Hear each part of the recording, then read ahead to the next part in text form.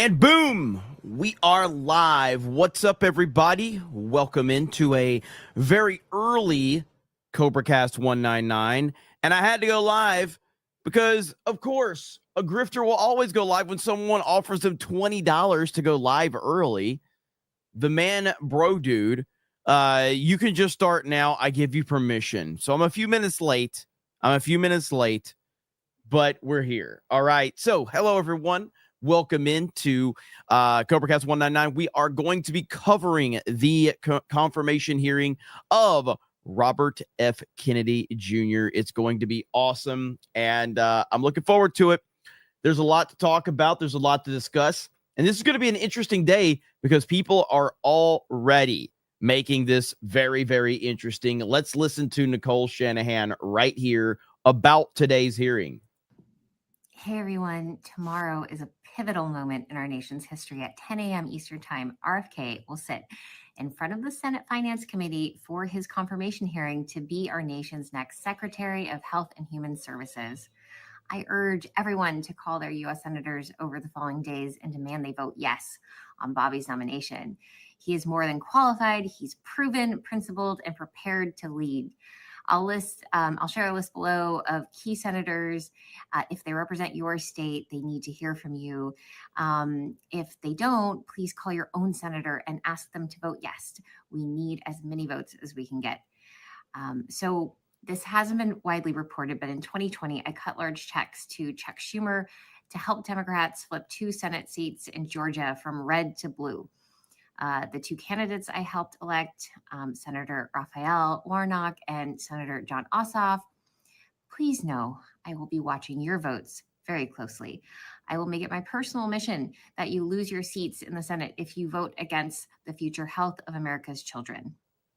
And more than that, I also want to say to Senators Mitch McConnell, Lindsey Graham, Lisa Murkowski, Susan Collins, Bill Cassidy, Tom Tillis, James Lankford, Cory Booker, John Fetterman, Bernie Sanders, and Catherine Cortez Masto, this is a bipartisan message, and it comes directly from me. While Bobby may be willing to play nice, I won't. If you vote against him, I will personally fund challengers to primary you in your next election, and I will enlist hundreds of thousands to join me. Big Pharma and Big Ag have exploited us for far too long. It ends now. You're either on the side of transparency and accountability, or you are standing in the way. The choice is yours. Please choose wisely. So there you go. You've got that right there. And you've got Megyn Kelly saying she's going to be there to DC. Today. I should tell you that I, too, will be headed down to D.C. after the show today because I would like to take a peek at what they do to Robert F. Kennedy Jr. I feel like this show and he have somewhat of a special relationship since I think even he would tell you he probably wouldn't be there this week if it hadn't been for the 4 hours we did with him March of 2022 when no one would touch him. He was officially on the disinformation dozen list being pushed by the White House. And we found a way to get that 4-hour interview on all platforms, even the ones on which he'd been banned, and it didn't get banned anywhere. And he will tell you that was the beginning of his road back to being sort of acceptable. It's an absurdity. I realize all that, but it had to be done. And it was done. And look at him now. So I will be down there tomorrow supporting him and watching to see what they throw at him. So today is going to be a very, very fun day. It's going to be very interesting, and we're going to be paying attention to all of it. So, yes, Super Sentai Guy says, do you think they'll let RFK Jr. in? I think it's going to be a fight. I really do. I think that this is going to this is gonna be pretty interesting. I mean, the Pete Hegseth, and I'm still sad that I missed covering that, but like that was pretty bad. I don't think they want RFK in. They certainly don't. There's a lot of big pharma that is pushing money to make sure that he doesn't get confirmed. There's a lot of powerful entities that are doing it. So as much as it's cool that Nicole Shanahan is like offering, like, I will put hundreds of thousands of dollars into, primarying you. Yeah. Big Pharma is doing the same thing to make sure that he doesn't get in. So this is going to be very interesting, I think. Rebecca says, have you applied for the new media seat? Not yet. I will. I know everybody's jumping on it. I don't think that listen, I am really lucky that I can sit here and tell them that we're like the #1 super chatted channel. I don't know how far that's going to go with credibility, but it's our claim to fame. It's all we have, really. So I'll certainly mention that in it. And so I am going to, because so many people have asked me to. I initially wasn't going to, because it's just not my style to apply for stuff like that. But yeah, I'm going to. The people want it, so I will do it a little bit later today. James Bash says, peace, Cobra. You probably meant please. New outro for this channel. Kamala lost money. Tim Walz is wired. F the Democrats, and we will talk to you later. Thank you, James. I appreciate it, man. Piano Dean says, James Blunt has threatened to release new music on Spotify if they don't confirm RFK Jr. Oh, he's in there. And yesterday, if you saw Caroline Levette's, press secretary questions, she was fire yesterday. She was on it. It was absolutely incredible. I loved seeing it. So that was great. Tree Bear for $1 says, here's some morning motivation for you. And it's a pic. Oh my God, that is just absolutely horrible. Why would you post that? Why would you post that? What is wrong with you? That is nightmare fuel. Okay. Holy crap. That's nightmare fuel. But let's see. Lan Schneck Zakas. So let's see. Where did it go? Hey, Jeremy, don't make it bad. Take a sad song and make it better. Remember to let the Beatles into your heart. Then you can start to make it better. Yeah, I'm not a fan of the Beatles. Not a fan. Biden forgot us, says Biden forgot us. Stephen DeLeon says, shout out West Texas. Fuck you, Jeremy. Stephen DeLeon rules all. What's up, Stephen DeLeon? Let's see here. Do that. But since you brought up Truth Seek, let me get this up. The president will be signing executive orders. I had to catch it up. On live TV, right here on right side, sign various executive orders. The first time, Capital One Arena, and you were outside, right? I was outside on that day, inside the day prior for the MAGA rally. And then the second time was on January 20th from the White House, seeing the president sign. And then another day in the past week, we saw the same thing. So wonderful to see that kind of thing happen. You know, we see those campaign trail speeches, but then the actions being reflected of those words in the actual Oval Office signing these executive orders, like the Southern Border National Emergency. We'll go to some of that video in just a minute from the DOD showing Marines and our Army down there preparing and sealing the border there. All right, let's go to one of our great sponsors here, Field of Greens. What's So they're going to their sponsor read right now. So we'll see if there's any other channels. Oh, they're way behind. Let's see. Why is YouTube gay? That's what I need to know. Why is YouTube gay? Quit being gay, YouTube. Okay. Not that complicated. All right. Let's see. All right. We're all caught up there. Making sure nothing is going to interrupt the beginning of this. So I expect a fight. By the way, we're live on Locals. We're live on Rumble. And we're live on YouTube as well. Okay.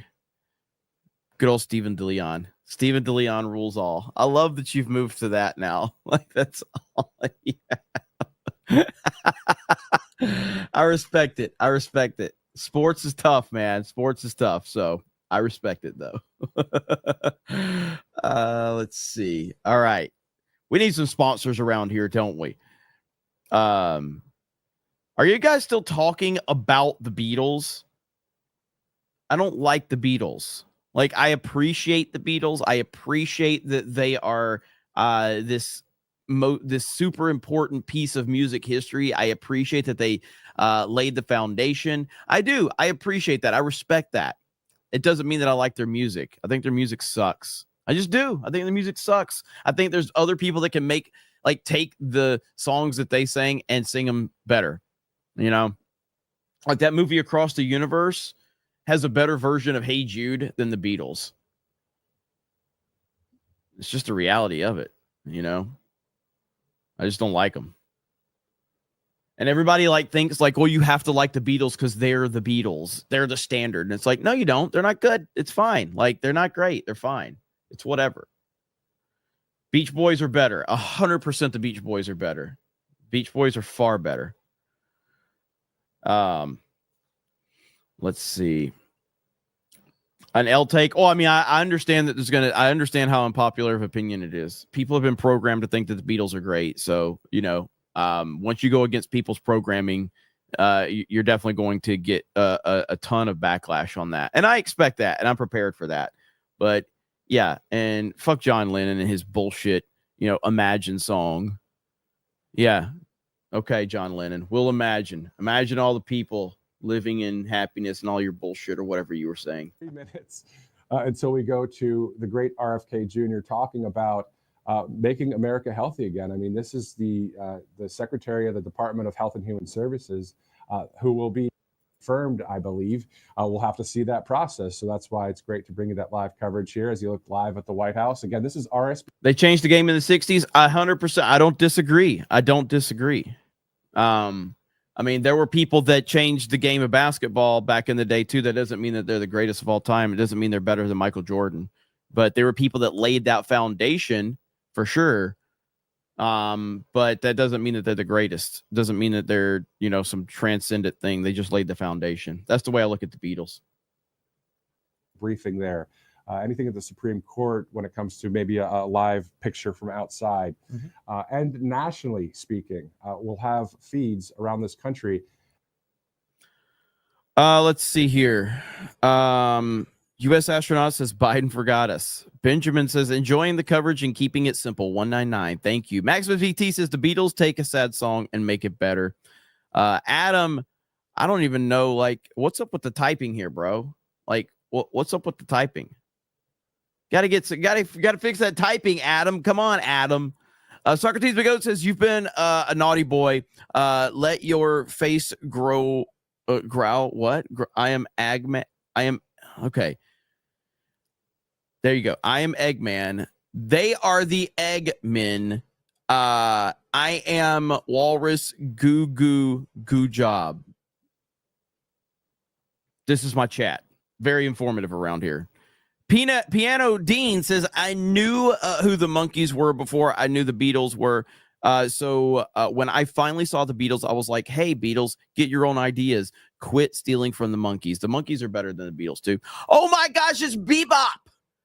Bebop. With $100 super chat, MAGA red super chat to get the party started. Holy crap. Holy crap. What's up, Bebop? Adam says, I'm English. Forgive me. You're calling me gay and you're English? Are you kidding me right now? Talk about some projection. Talk about projection. I'll forgive you, though. I'll forgive you. Solo Felix says, I agree. Fig, Beatles suck. Plus, Lennon was a commie.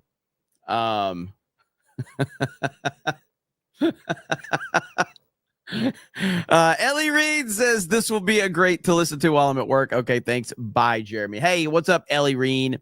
Super Sentai guy says, with you, Jay. Beatles are the most overrated band ever. I've got a little support. Free men die free. My ex changed my life too. Doesn't mean it was good. Beatles overrated. John Lennon was a commie. They aren't people. Hey, I got a little bit of support here.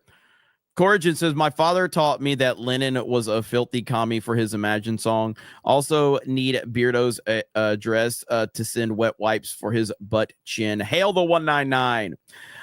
Place Beyond Space says, say sober opinions about the Beatles are invalid.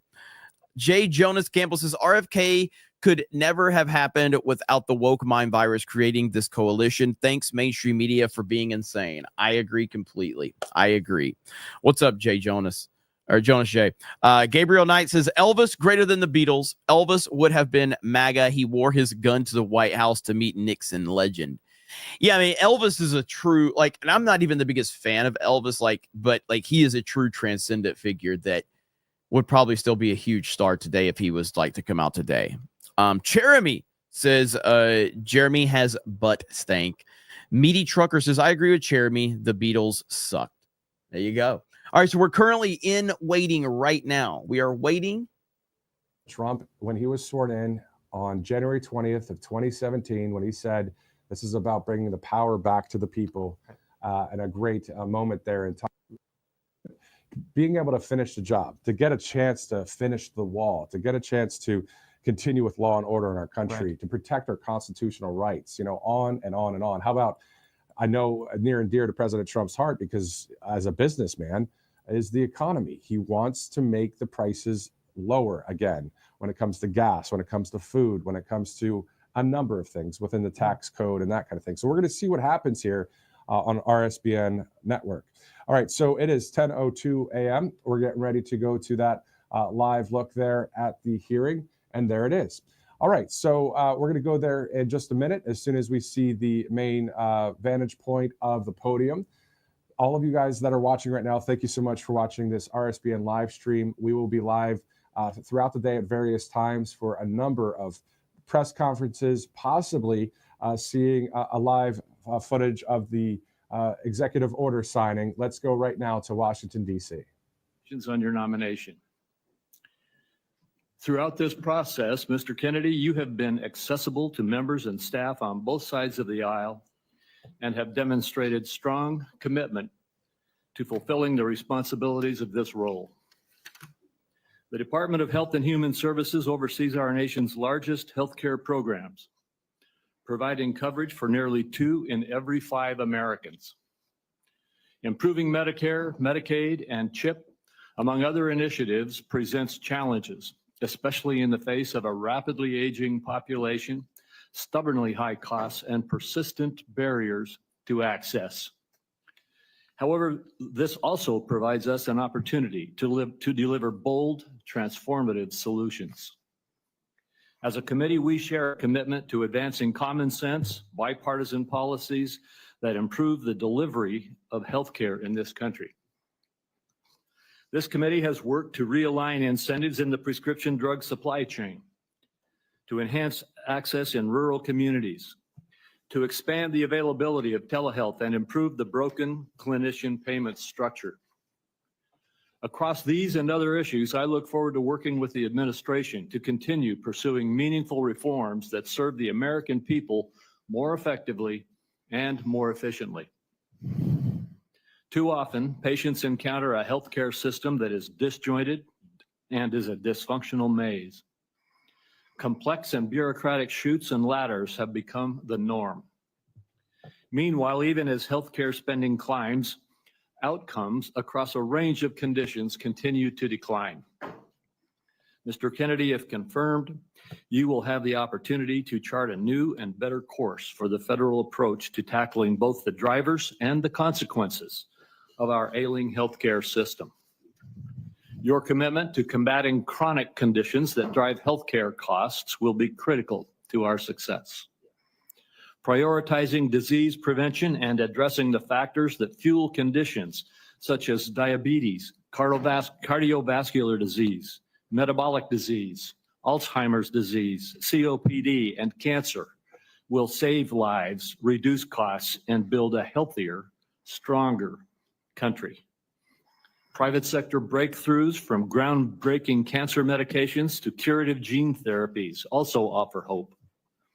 But misguided government initiatives and market volatility risk eroding American leadership in life-saving R&D.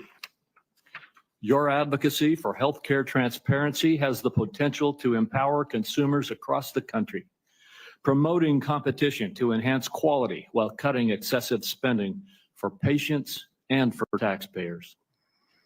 Today's hearing will provide a forum to hear more about your vision, particularly for the federal programs under this committee's jurisdiction. Mr. Kennedy, you represent a voice for an inspiring coalition of Americans who are deeply committed to improving the health and well-being of our nation. Regardless of political party, everyone in this room shares a common recognition that our current system has fallen short, as well as a common desire to make our country healthier. I look forward to today's conversation as well as your testimony, Mr. Kennedy. And now I recognize Senator Wyden for his opening remarks. Thank you very much, Mr. Chairman.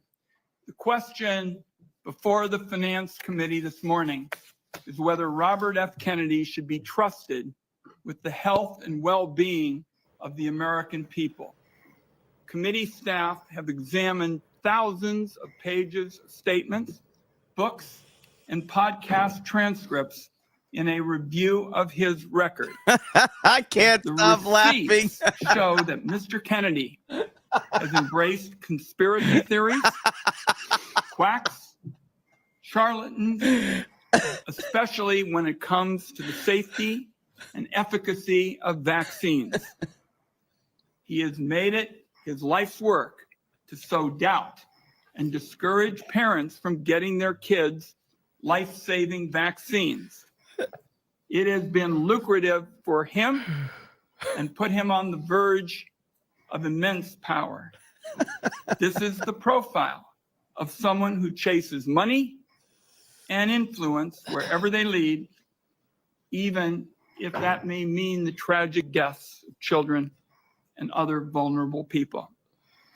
Now, Mr. Kennedy is fond of saying he's not making recommendations about whether parents should vaccinate their children. He's just asking questions and giving people choices. It's a slippery tactic to dodge any real responsibility for his words and actions. And it is, in my view, absurd coming Who's from somebody breathing who's so trying to heavy? win confirmation for a job that is entirely about making recommendations. These recommendations are going to have life or death consequences for the American people. Mr. Kennedy, if you are confirmed, your recommendations determine which vaccines senior citizens get for free through Medicare. Your recommendation will determine which vaccines are given to millions of kids. Peddling these anti-vaccine conspiracy theories as our chief health officer is going to endanger the lives of kids and seniors across the nation. Just look at what happened when Mr. Kennedy inserted himself into an anti-vaccination crisis in the island nation of Samoa. He traveled there himself. If there's to push RFK his breathing, views then I and pour forgive it. Fuel Fuck on the everybody fire else. of a measles outbreak that began due to low vaccination rates. In the end, 83 Samoans died, mostly kids, from a disease that is easily preventable. Americans cannot afford to import this experiment to our great nation. On other healthcare matters, from abortion to universal healthcare, Mr. Kennedy has changed his views so often it is nearly impossible to know where he stands on so many of the basic issues that impact Americans' daily lives. In a gobsmacking statement of irresponsibility, in November 2023, Mr. Kennedy said that he wanted to pause infectious disease research for 8 years. Mr. Kennedy has indicated he's open to restricting access to the abortion medication mifepristone, which remains a primary target of the Republican crusade against reproductive freedom. I took this on back in 1990 when I chaired the first congressional hearing on the topic. The science was clear then. It's even clearer today. Mifepristone is safe. The only reason it's under question in 2025 is because people with a political agenda have been out lying about it. Women deserve to know if Mr. Kennedy will abuse his power as our country's chief health officer to essentially implement a national abortion ban by restricting access to the safe and legal medication. Meanwhile, as the Trump budget office threw the Medicaid program into chaos yesterday, Republicans in Congress are proposing deep cuts to the program that will rip away health care from millions of Americans who count on this vital lifeline. Cuts to Medicaid of this magnitude are going to jack up the cost of health insurance. It'll shutter nursing homes. Shout out to Drunk 3PO for the raid. Thank you, Jay. I'm about sick and tired of hearing this dude's voice right now. This is absolutely destroying me. Over our nation's health system to for-profit insurance companies who've made a fortune delaying and denying care. Mr. Kennedy has virtually no knowledge or experience in handling these issues. It leaves him unprepared to take on a crisis like the nation witnessed yesterday when the Trump Budget Office shut down the federal Medicaid payment portal. After a careful review of Robert F. Kennedy Jr.'s statements, actions, and views, materials that I have reviewed personally and closely, I've reached the conclusion that he should not be entrusted with the health and well-being of the American people. When he's taken every side of every issue, up. how can this committee and the American people believe he has anything to say? Let me close by saying I believe more strongly than ever, and I have specialized in healthcare during my time in public service, that we're a turning point with regard to healthcare in America. If there's one word to describe Americans' feelings towards the healthcare system, it's disillusioned. At every single turn, people feel like they're rolling a load of dice, loaded dice, when they try to get healthcare. Americans are justifiably angry, fed up, and tired of a system that puts profits over patients. Instead of debating meaningful ways to improve Americans' health care, now the committee is being forced to relitigate settled science about vaccines and whether or not the federal government should help Americans get affordable health care. I know where Democrats on this finance committee stand when it comes to an agenda to lower costs and improve care. I must say, I cannot say the same about the nominee sitting in front of me. And let me acknowledge, finally, Mr. Chairman, Terry Mills from Portland, Oregon, who is here to represent Nurses for America. And I'd like to enter a statement from her organization into the record at this time. Thank you, Mr. Chairman. Without objection. Jesus. Thank you, Ranking Member Wyden. Mr. Kennedy, in a few moments, you will be given the opportunity to make your opening statement and respond to these attacks and other questions that the members of this committee have. I would say that with regard to the attack on Medicaid that we just heard, that was a false attack. It's been proven false overnight. The Medicaid portal is operating efficiently today and was never intended to be shut down. Would gentleman yield, since he's mentioned my name? There was a significant amount of time yesterday where there was bedlam across the country over the status of the Medicaid portals. I hope it's being corrected, but there were problems all through the day. There certainly were attacks yesterday. The problem has been clarified and the Medicaid portal is fully operational as we speak. Mr. Kennedy, before I turn the time over to you to share your opening statement, I would like to give you a brief introduction. The son of Senator Robert F. Kennedy and nephew of President John F. Kennedy, Robert Kennedy Jr. has been an advocate for consumers since 1985. After graduating from Harvard University, Mr. Kennedy studied at the London School of Economics and received his law degree from the University of Virginia Law School and a master's degree in environmental law from Pace University.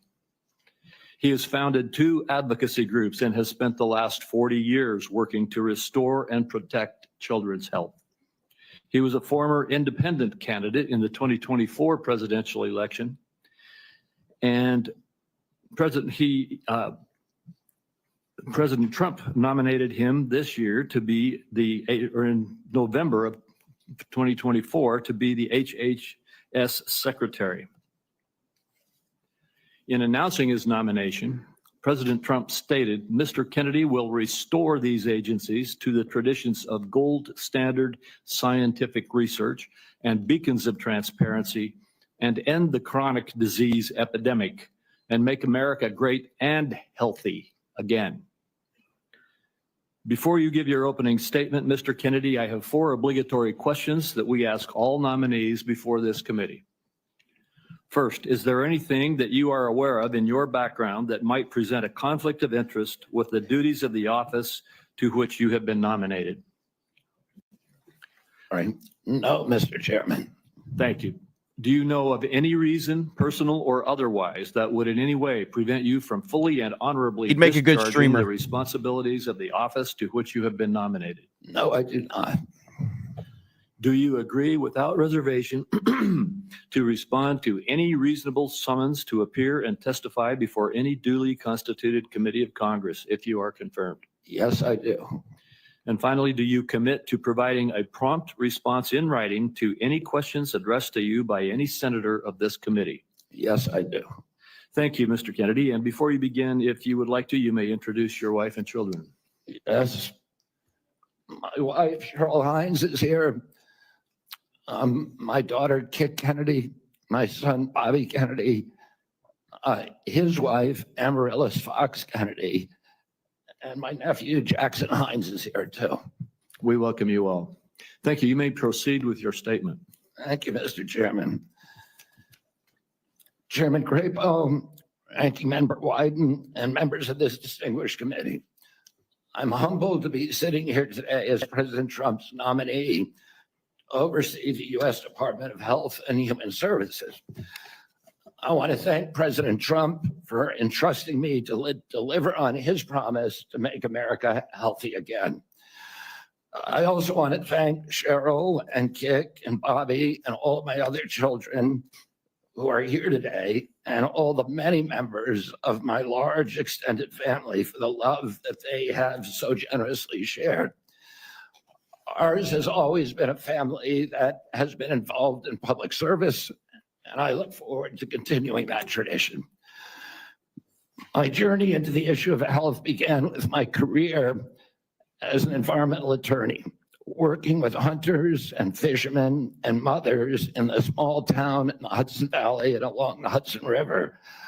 I learned very early on that human health and environmental injuries are intertwined. The same chemicals that kill fish make people sick also. Today, Americans' overall health is in grievous condition. Over 70% of adults and a third of children are overweight or obese. Diabetes is 10 times more prevalent than it was during the 1960s. Cancer among young people is rising by 1 or 2% a year. Autoimmune diseases, neurodevelopmental disorders, Alzheimer's, asthma, ADHD, depression, addiction, and a host of other physical and mental health conditions are all on the rise, some of them exponentially.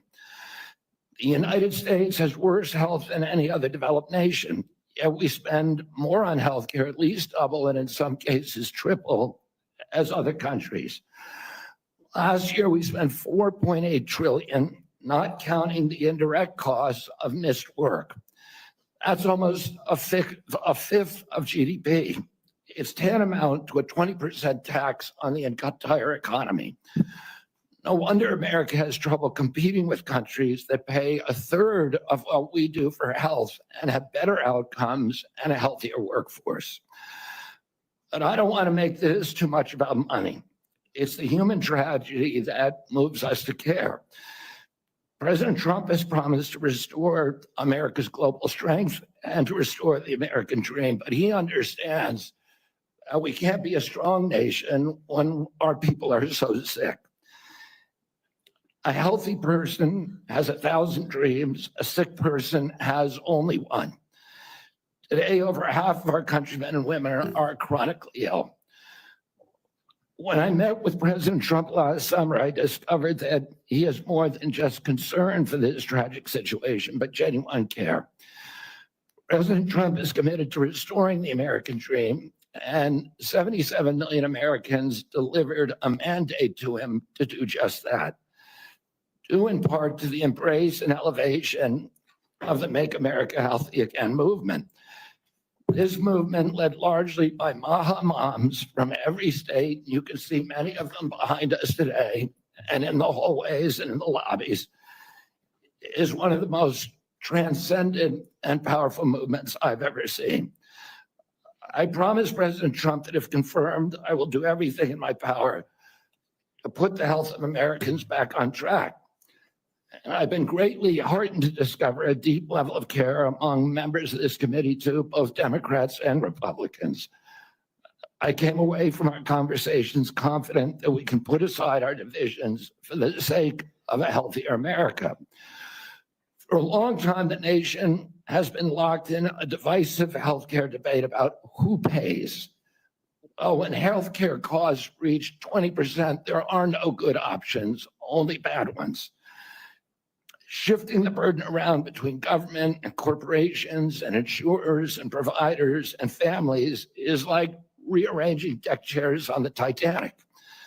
Our country will sink beneath a sea of desperation and debt if we don't change the course and ask, why are healthcare costs so high in the first place? The obvious answer is chronic disease. The CDC says 90% of healthcare spending goes toward managing chronic disease, which hits lower income Americans the hardest. The president's pledge is not to make some Americans healthy again, but to make all of our people healthy again. There is no single culprit in chronic disease. Much as I have criticized certain industries and agencies, President Trump and I understand that most of their scientists and experts genuinely care about American health. Therefore, we will bring together all stakeholders in pursuit of this unifying goal. Before I conclude, I want to make sure the committee is clear about a few things. News reports have claimed that I'm anti-vaccine or anti-industry. I am neither. I am pro-safety. Uh-oh, here we go. Here we go. Here we go. Get him the fuck out. Get him the fuck We'll have out. order. Get out. Please proceed, Mr. Kennedy. I am pro-safety. I worked for years to raise awareness about the mercury and toxic chemicals in fish, and nobody called me anti-fish. And I believe that that vaccines play a critical role in healthcare. All of my kids are vaccinated. I've written many books on vaccines. My first book in 2014, the first line of it is, I am not anti-vaccine, and the last line is, I am not anti-vaccine. Nor am I the enemy of food producers. American farms are the bedrock of our culture, of our politics, of our national security.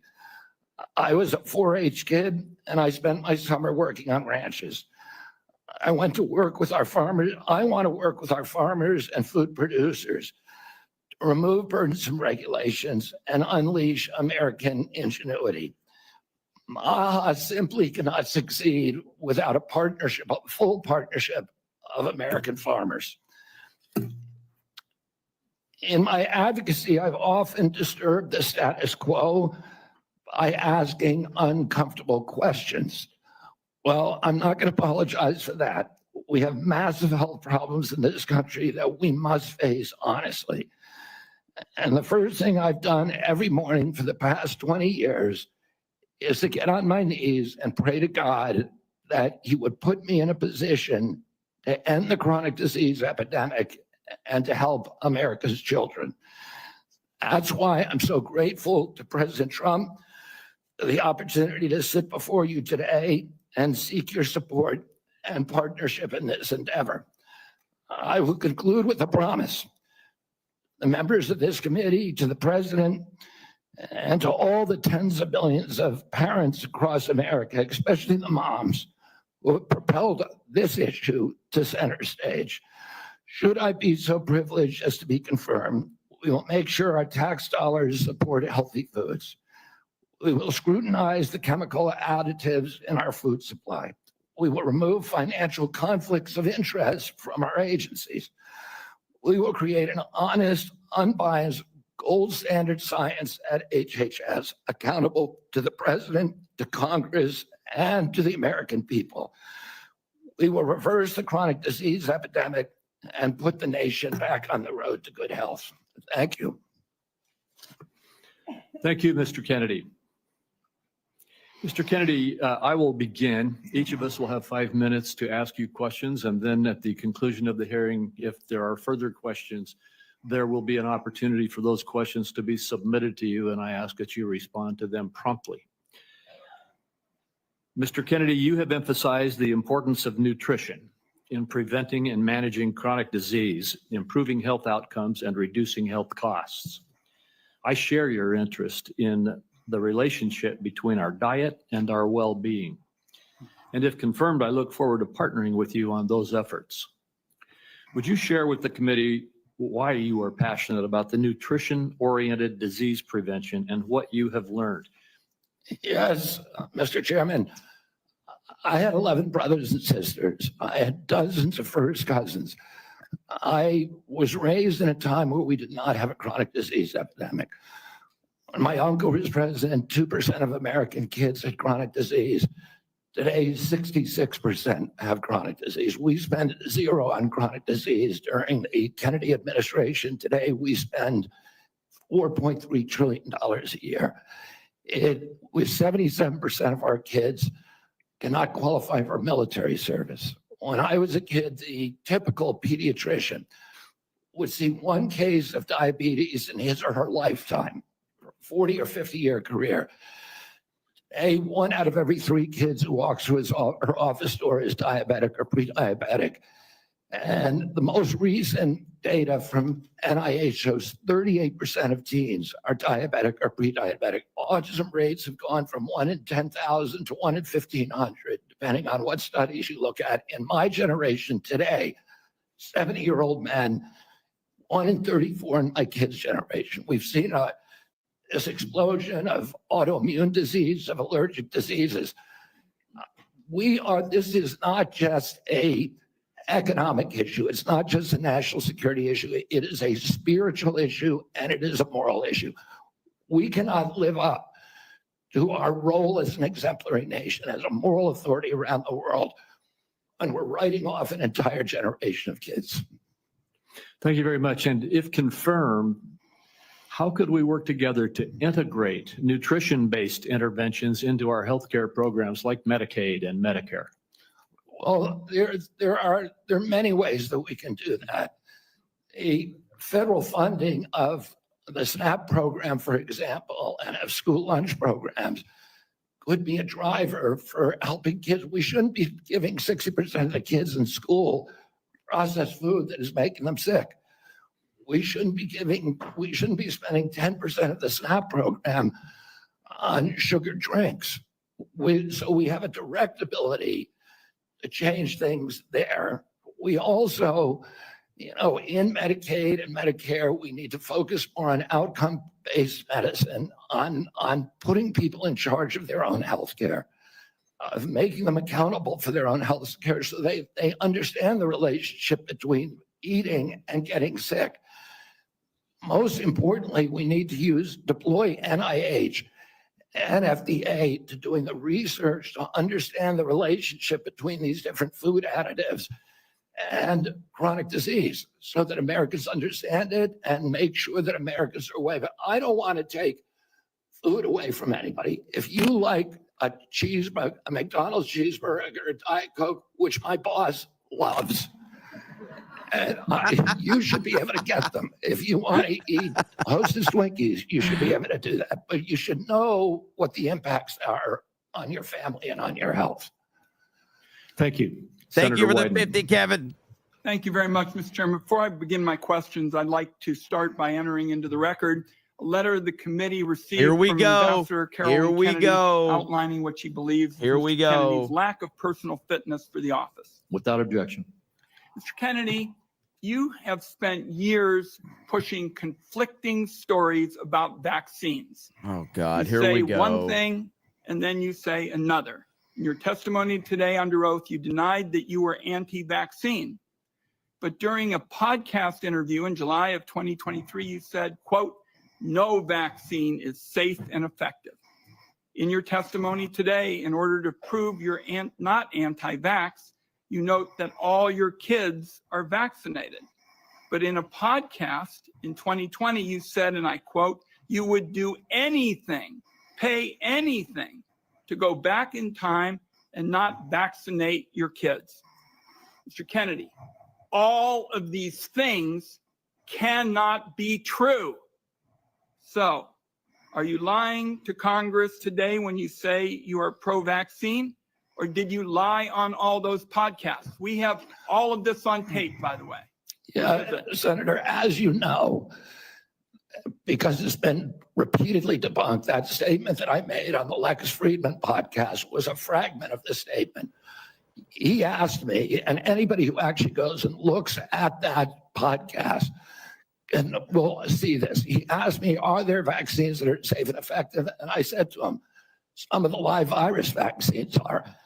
And I said, there are no vaccines that are safe and effective. And I was going to continue for every person. Every medicine has people who are sensitive to them, including vaccines. All right, so He Let him interrupted fucking me at answer. that point.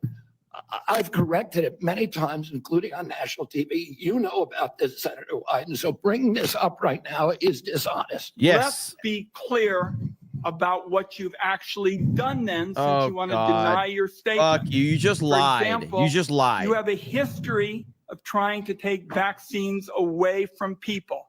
In May of 2021, you petitioned the Food and Drug Administration to not only block Americans from having access to the COVID vaccine, but to prevent any future access to the life-saving vaccine. Are you denying that? Your name is on the petition. We brought that petition after CDC recommended the COVID vaccine without any scientific basis for 6-year-old children. Most experts agree today, even the people who did it back then, that COVID vaccines are inappropriate for 6-year-old children who basically have a zero risk from COVID. That's why I brought that lawsuit. I don't want to, I want to emphasize Mr. Kennedy, the facts.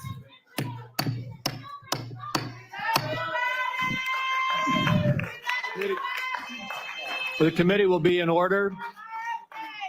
And to the audience,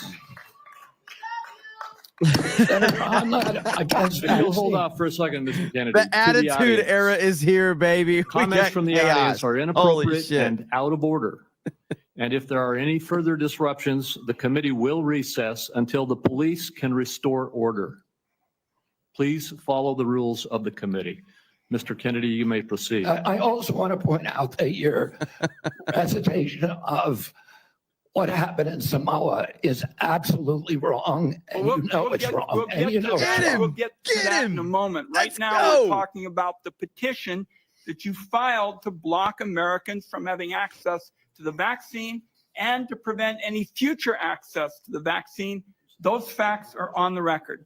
My third question to you is, you made almost $5 million from book deals, mostly promoting junk science. In 2021, in a book called The Measles Book, you wrote that parents had been, quote, misled into believing that measles is a deadly disease and that measles vaccines are necessary, safe, and effective. The reality is measles are in fact deadly and highly contagious, something that you should have learned after your lies contributed to the deaths of 83 people, most of them children, in a measles outbreak in Samoa. So my question here is, Mr. Kennedy, is measles deadly, yes or no? The death rate from measles historically in this country in 1963, the year before the introduction of the vaccine, was 1 in 10,000. Let me explain what happened in Samoa. In Samoa in 2017 or 2015, there were 2 kids who died following the MMR vaccine. And the vaccination rates in Samoa dropped precipitously from about 63% to the mid-30s. So they've never been very high. And in 2018, 2 more kids died following the MMR vaccine, and the government of Samoa banned the MMR vaccine.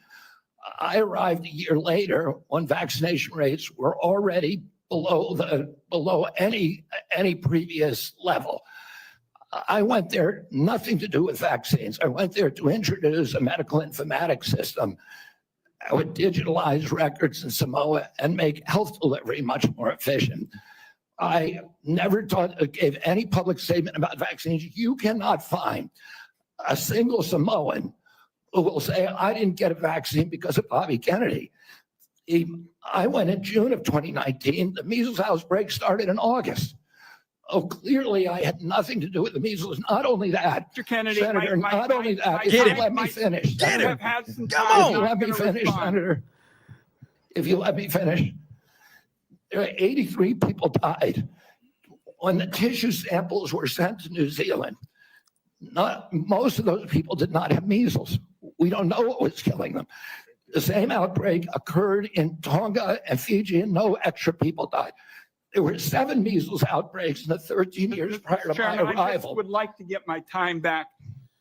The nominee wrote a book saying that people had been misled into believing that measles is a deadly disease. He's trying now to play down his role in Samoa. That's not what the parents say. That's not what Governor Green says. It's time to make sure that we blow the whistle on actually what your views are. At least we're starting.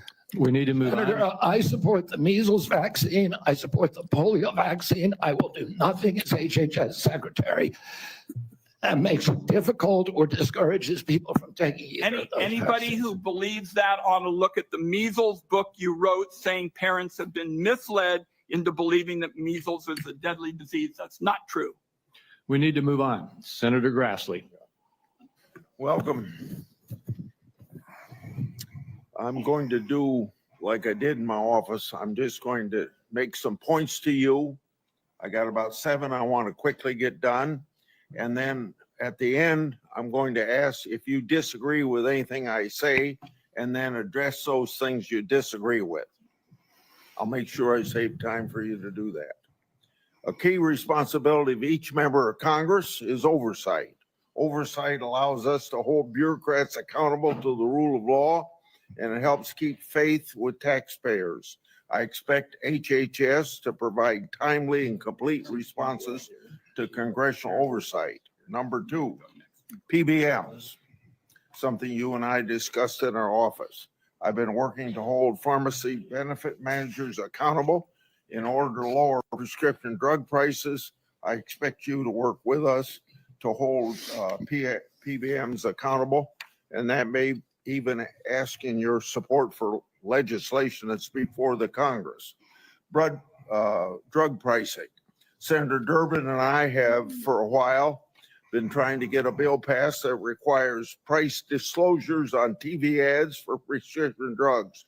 Knowing what something costs before buying it is just common sense. President Trump tried to do this by regulation in his first term. Vice President Vance co-sponsored our bill last Congress. I ask you to support this bill, or if you can do it by regulation, to do it by regulation. On rural health care, the previous administration dragged its feet in opening up slots for rural community hospital demonstration programs. It also ignored concerns from rural pharmacies when implementing changes to Medicare Part D, and ignored rural needs when it comes to distributing physician residency slots. I expect you to prioritize rural Americans' healthcare needs.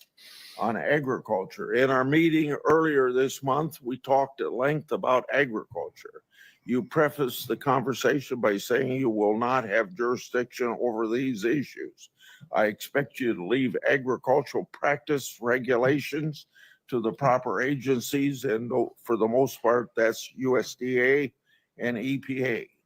On dietary guidelines, I've sent letters to the secretaries of agriculture at HHS requesting that they provide information regarding conflicts of interest on the Dietary Guideline Advisory Committee to increase transparency. I expect you to provide Congress with confidential financial disclosures from the advisory committee before finalizing dietary guidelines, so we know that nobody has a vested interest in it, is having undue influence. Lastly, HHS, Office of Refugee Resettlement Oversight.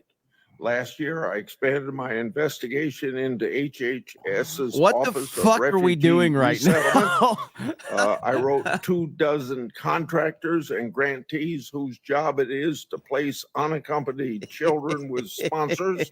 In many cases, children have been placed with improper vetted I'm sponsors, so lost. placing them I feel at like I'm risk watching of Tenet all trafficking. over again. I have The no Biden idea what's going on. administration's HHS directed these taxpayer-funded contractors and grantees to not respond to my inquiry. This is obstruction by the executive branch. I expect you to produce to me the records and data I've requested and instruct HHS contractors to fully cooperate with my investigation. I also expect HHS to not retaliate against any whistleblowers, including those who identify ORR's failures to. Grassley, we're losing embed viewers, bro. sponsors Come around the on. company. You got 45 seconds to respond if you want to. What? I agree with all of those provisions, Senator. My approach to administration HHS will be radical transparency. If members of this committee or other members of Congress want information, the doors are open. I've spent many years litigating against NIH and its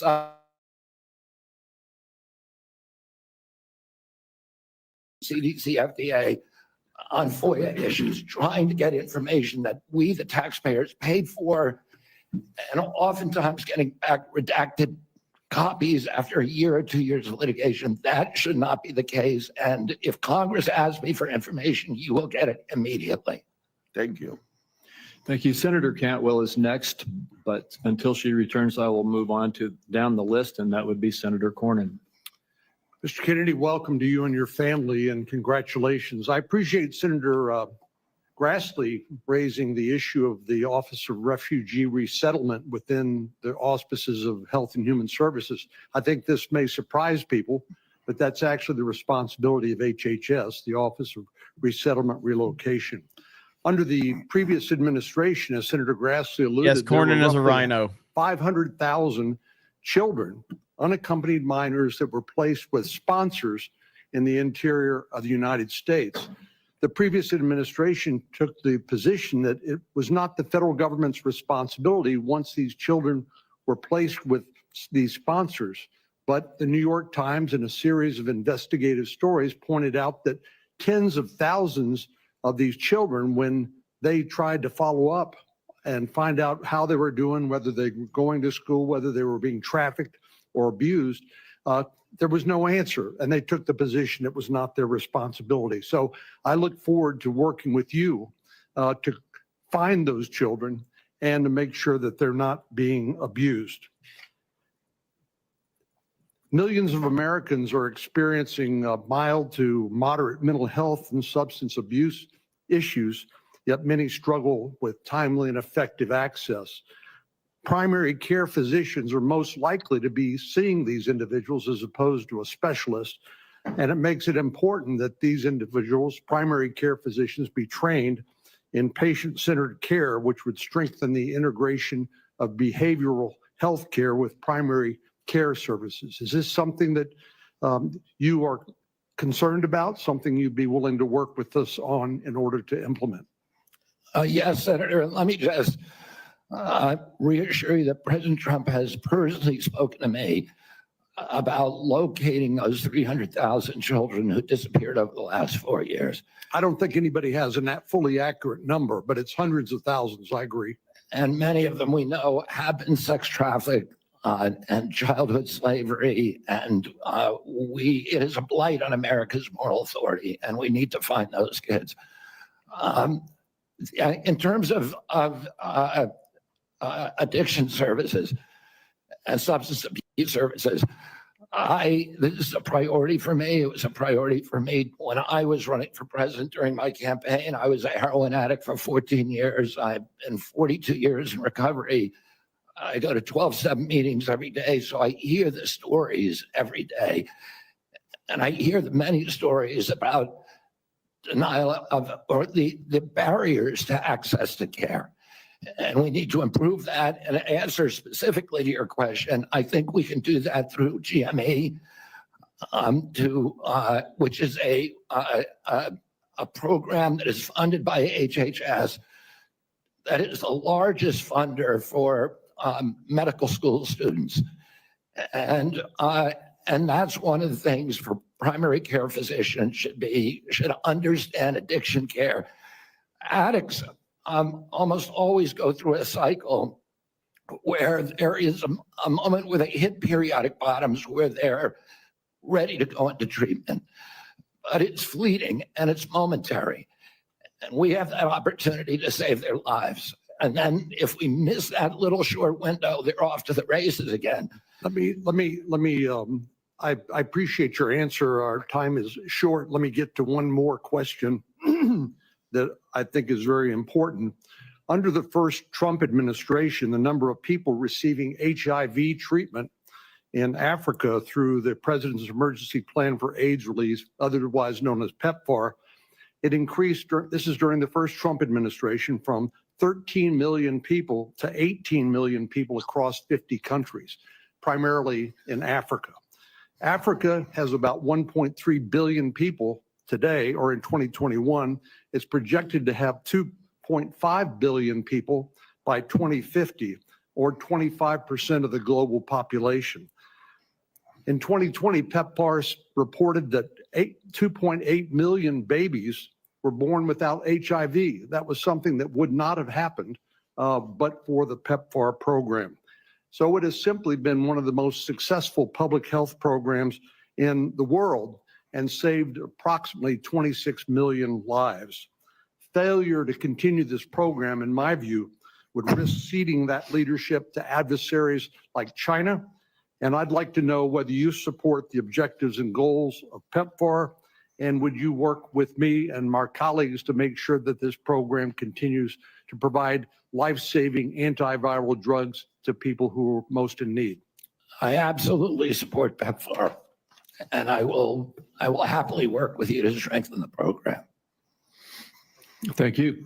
Senator Bennett. Thank you, Mr. Chairman. Thank you, Mr. Kennedy, for being here this morning. And I think that, Mr. Chairman, we are truly through the looking glass this morning here in the U.S. Senate, and this committee is being asked to fulfill a really important responsibility, which is to decide whether to confirm Mr. Kennedy to one of the most important healthcare jobs in America. And the reason I think it's so important is for many of the reasons you said in your opening statement, which is that we live in the richest country in the world, and we have some of the worst health outcomes of any industrialized country in the world.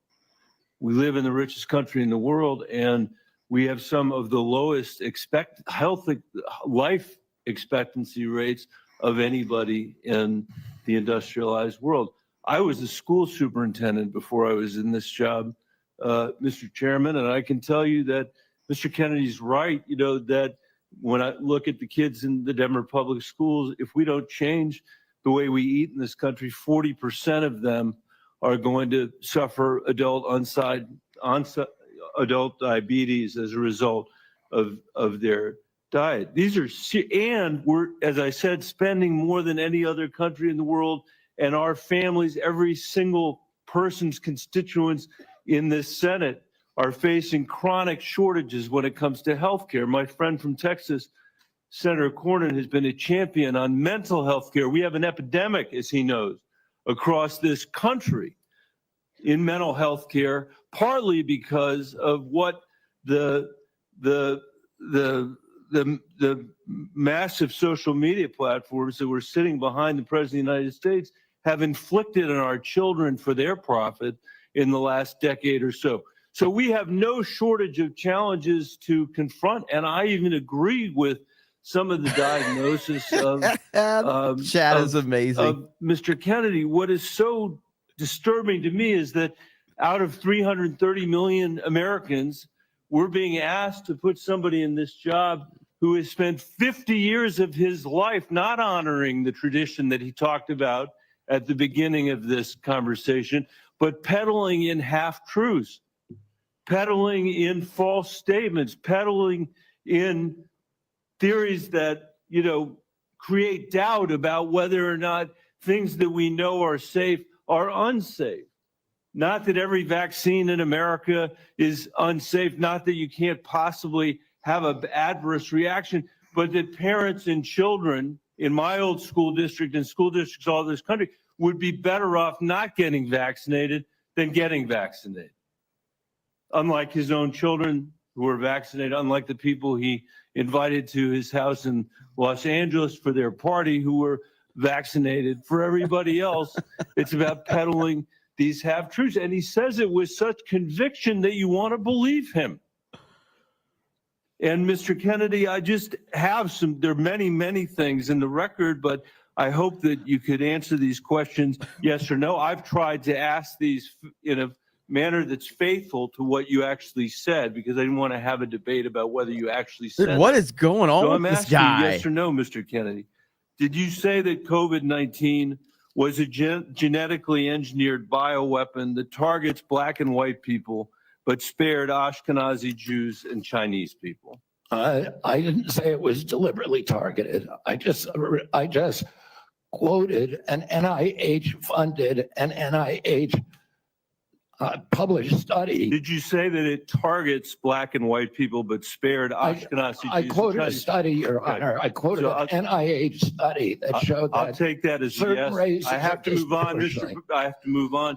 Did you say that Lyme disease is highly likely a materially engineered bioweapon? I made sure I put in the highly likely.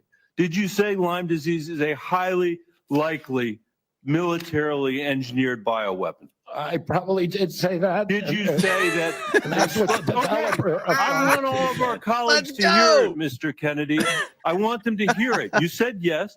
Did you say that exposure to pesticides causes children to become transgender? No, I never said that. Okay, I have the record that I'll give to the chairman, and he can make his judgment about what you said. I hope he does say. Did you write in your book, and it's undeniable that African AIDS is an entirely different disease from Western AIDS?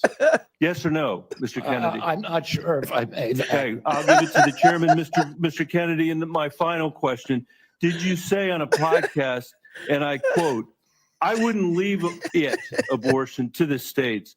My belief is we should leave it to the woman. We shouldn't have the government involved, even if it's full term." God. Did you say that, Mr. Kennedy? Senator, I believe that every abortion is a tragedy. Did you say it, Mr. Kennedy? This believe- matters. It doesn't matter what you come here and say that isn't true, that's not reflective of what you really believe, that you haven't said over decade after decade after decade, because unlike other jobs we're confirming around this place, this is a job where it is life and death. But he has nothing to do with that, so it doesn't matter what he thinks. We know he's a Democrat. For families that has all nothing to over do. He this has no say country so on that that. are suffering from living in the richest country of the world that can't deliver basic health care and basic mental health care to them. It's too important for the games that you're playing, Mr. Kennedy. And I hope my colleagues will say to the president, I have no influence over him. I hope my colleagues will say to the president, out of 330 million Americans, we can do better than this. If you're so concerned with it, maybe don't be drinking so early in the morning, Bennett. Good Lord. Mr. Kennedy, President Trump has sworn to protect Medicare. Republicans are exploring reforms to Medicaid that could help pay for Trump administration priorities. With this context, what will you do about dual eligibles? About dual eligibles? Well, dual eligibles are not right now served very well under the system. Those are people who are eligible for both Medicaid and Medicare. I suppose my answer to that is to make sure that the programs are consolidated, that they're integrated, and the care is integrated. I look forward to working with you, Dr. Cassidy, on making sure that we take good care of people who are Thank you. dual eligible. And how do you propose that we integrate those programs? Does Medicare pay more, Medicare pay less, Medicaid pay more, Medicaid pay less? How do we do that? Well, I'm not exactly sure because I'm not in there. I mean, it is difficult to integrate them because Medicare is under fee-for-service. It's paid for by employer taxes. Medicaid is fully paid for by the federal government, and it's not fee-for-service. So I do not know the answer to that. I look forward to exploring options with you. Republicans, again, are looking at ways to potentially reform Medicaid to help, pay for President Trump's priorities, but to improve outcomes. What thoughts do you have regarding Medicaid reform? Well, Medicaid is not working for Americans, and it's specifically not working for the target population. Most Americans, like myself, I'm on Medicare Advantage, and I'm very happy with it. Most people who are on Medicaid are not happy. The premiums are too high. The deductibles are too high. The networks are narrow. The best doctors will not accept it in the best hospitals. And particularly, Medicaid was originally designed for a target population, the poorest Americans. It's now been dramatically expanded. And the irony of the expansion is that the poorest Americans are now being robbed. Their services have dramatically decreased, even though we've increased the price of Medicare by 60% over the last 4 years. The target population is being robbed. With that said, other options. Obviously, you've thought about that, and I appreciate that. What reforms do you recommend, again, that would improve services, I suppose, but also make it more cost efficient?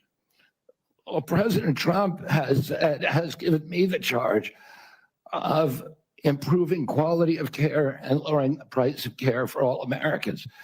There are many things that we can do. What we want to, the ultimate outcome, I think, is to increase transparency, to increase accountability, and to transition to a value-based system rather than a fee-based system. So rather than a service-based on system. Medicaid in particular, can you just kind of take those kind of general principles and apply it to the Medicaid program? Listen, I think that there are many options with telemedicine, with AI right now.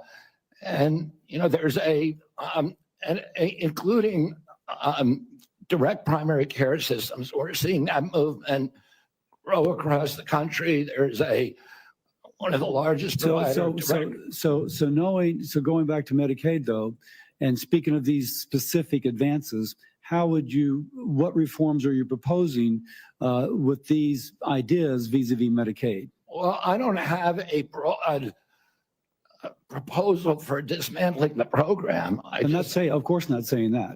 I think what we need to do is we need to experiment with pilot programs in each state. We need to keep our eye on the ultimate goal, which is value-based care, which is transparency, accountability, access. And one more thing, going back to Medicare, you mentioned you're an MA. You mentioned earlier the Medicare fee for service. Do you have any kind of thoughts as to whether or not patients on fee for service should move into MA, or how should we handle that? Whether patients who are on Medicare fee for service, traditional Medicare, yes, that's their choice right now.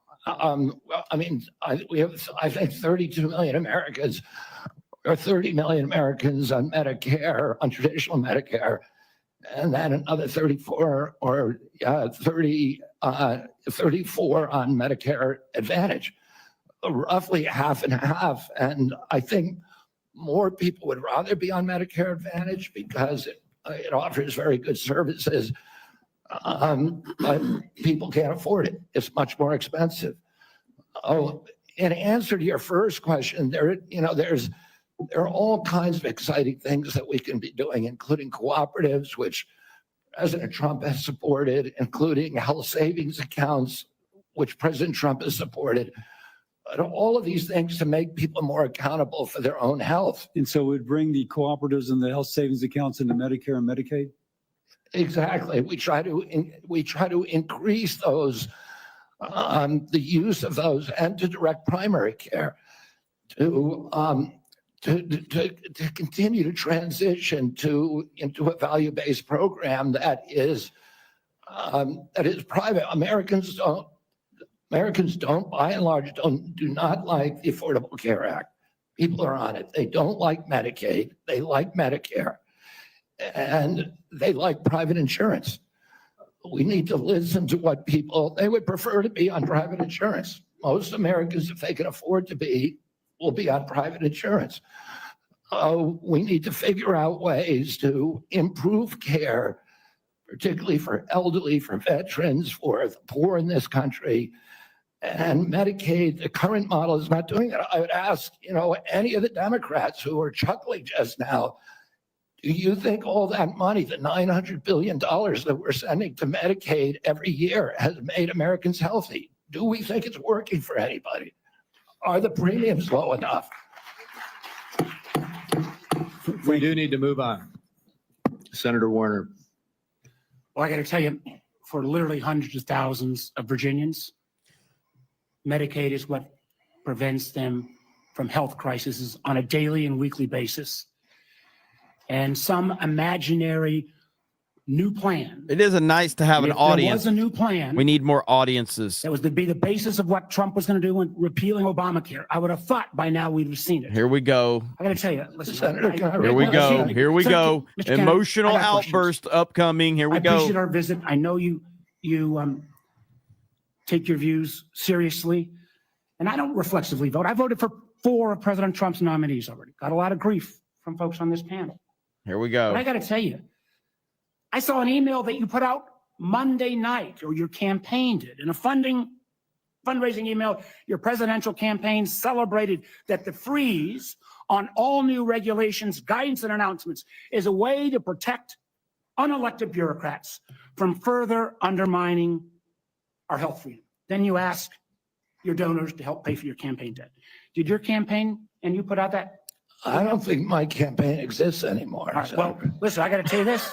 Somebody's out there soliciting money for it. Maybe you ought to find out who is.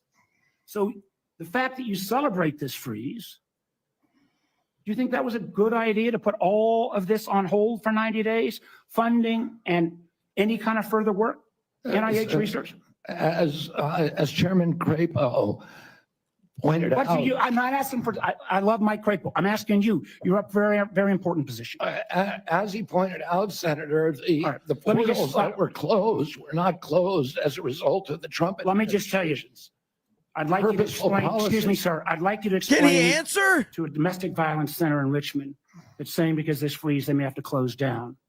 Where are those battered women to go? Or a rural nonprofit I've got in the Shenandoah Valley who's saying that freeze is going to potentially shut down their ability to operate. So I guess if you deny or don't know what your campaign's sending out, you don't know if you raised a lot of money Monday night. I'm saying that the Trump administration, you seem shaking. A lot of money. The Trump administration has made clear that it does not want to freeze benefits for any Americans under Medicaid or Medicare. And let him answer. The freeze is affecting beyond Medicare and Social Security. I would hope you would have known that to be able to answer some of this. Now, you've said publicly you want to immediately get rid of 600 NIH workers on day one. When we had our meeting, you said you'd actually like to get rid of 2,200 people from HHS. Which offices are you going to start cutting and riffing these 2,200 workers from? Senator, there's 200 political appointees that are changed during every administration. So if you got rid of those 200 political appointees, can you're not going to replace them with your answer a question? Well, President Biden this year changed 3,000 employees at HHS, 3,750 at NIH. You're 2,200. What departments are you going to pick them from? Well, the same as President Biden did when he changed 3,000 out. Let me just, I'm down to a minute 30. The chairman's been generous with colleagues on both sides and may have to go a couple minutes over. But let me just say, so let's just answer, this would be, I hope, since you're asking to become the top healthcare official in the United States in terms of HHS, huge ramifications. And part of this job is to be the senior advisor to the president on health issues. He's not asking. President Trump decided, when we're and the American people decided President Trump has that power. We're looking at potentially the president's illegal offer to try to buy out federal employees, which I would say to any federal employees, think twice.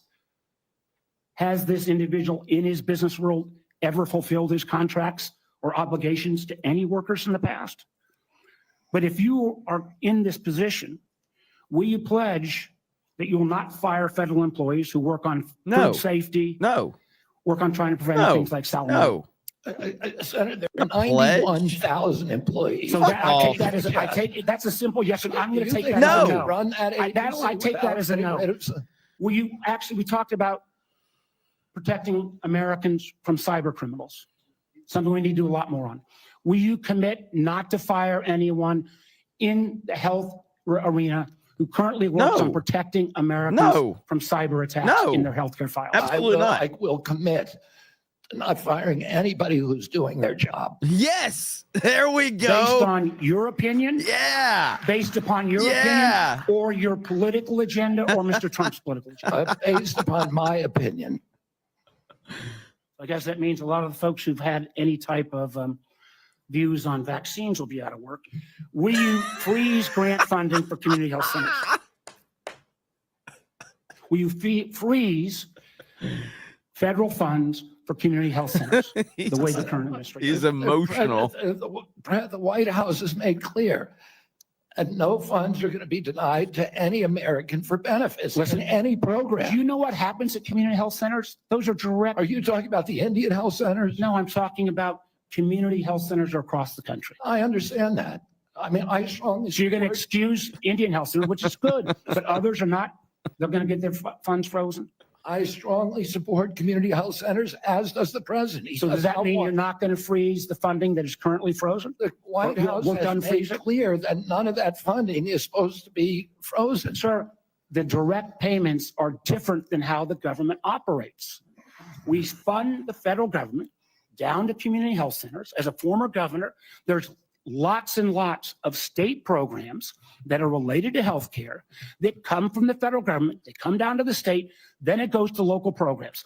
All of those don't directly pay out $1 at a time, but they come from federal funding. They are all, even though they keep changing the guidance on a minute by minute basis, based upon 9:45 or 10:30 or 10:45, whatever time it is today, those funds are still frozen. Sir, I just honestly, I want to give you a fair shot, but I don't feel like I don't feel like you approach this job with the knowledge and candidly your willingness not to commit. Try to recommend to the president to make sure these funds are unfrozen and that people's lives are at stake is a very disappointing answer. Thank you, Mr. Chairman. Jeez. Senator Langford. Chairman, thank you. Mr. Kennedy, it's good to see you again. We had some great visits in my office. We've done some follow-up calls to be able to go through. You and I have talked about 100 different issues and backgrounds and things. You've been able to address a lot of them today and just different questions to be able to clear up social media rumors and the things that are out there on it. So I do appreciate that. We've talked about pharmacy benefit managers. We've talked about the nursing home rule the Biden administration put down. We talked about your views on agriculture and commercial and row crop agriculture. We've talked about food issues, and you made it very, very clear. You're not going to tell Americans what to eat, but you do want Americans to know what they're eating. And I think that's a pretty fair perspective on that. I do want to talk to you about some areas that you and I have talked about as well. We have some disagreements, you and I, on the issue of life and when life begins on that. You've been very outspoken on that, and we've had some opportunities to be able to talk about that. Title 10 is specifically in the HHS area. This has been an area that has been interpreted for a long time, and President Trump in the first administration interpreted that rule to say that his administration will prohibit the performance, referral for, or promotion of abortion as a part of the Title 10 program. That he made that very clear in the first administration. Obviously, that's his decision to make again on that, on how he wants to handle that, and he's made a lot of public statements on that. The Biden administration not only reversed that, not only rescinded that rule, but they went one step the other direction. In my state, in Oklahoma, as you and I have talked about, the Biden administration cut off funding to the state of Oklahoma for AIDS testing, for breast cancer screening, and for other areas of poverty healthcare because my state didn't promote abortion. It wouldn't provide. If my state wouldn't promote abortion in the state, we got cut off for federal funds for AIDS testing and for other things. My simple question to you is, how are you going to handle Title 10 on that? I saw how President Biden handled that in the punitive measures that came on my state for those that are in rural healthcare. How are you going to handle Title 10? I'm going to support President Trump's policies on Title 10. I agree with President Trump that every abortion is a tragedy. I agree with him that we cannot be a moral nation if we have 1.2 million abortions a year. I agree with him that the states should control abortion. President Trump has told me that he wants to end late-term abortions, and he wants to protect conscience exemptions, and that he wants to end federal funding for abortions here or abroad. That's Title X. I serve at the pleasure of the president. I'm going to implement his policies. Thank you for that. President Biden, when he came in, immediately closed down the Office of Civil Rights and Conscience Protections within HHS. There's a statement that's come out recently that he's going to reopen that office again to be able to protect the civil rights of Americans. One of the things that Javier Becerra did immediately when he came into HHS was conscience protections for medical professionals that were being compelled against their conscience to perform medical procedures that violated their conscience. Javier Becerra stepped in immediately into HHS and withdrew that and said, no, the federal government will tell you what you believe about these issues. You don't have conscience protections anymore, and refuse to protect those folks. Will you step in and say that healthcare individuals have the right of conscience again, as the federal law allows? Yeah, I mean, the first thing that occurs to me when you ask that question is, what patient would want somebody doing a surgery on them that, believes that the surgery is against their conscience being forced to perform that? I don't know anybody who would want to have a doctor performing a surgery that the doctor is morally opposed to. Listen, I came from a family that was split on life and choice. I have cousins today who believe that abortion at any stage is equivalent to homicide. Now, there are other people who believe the opposite. But the good thing in my family that I really loved is that we were able to have those conversations and respect each other. And I wish that we could do that nationally.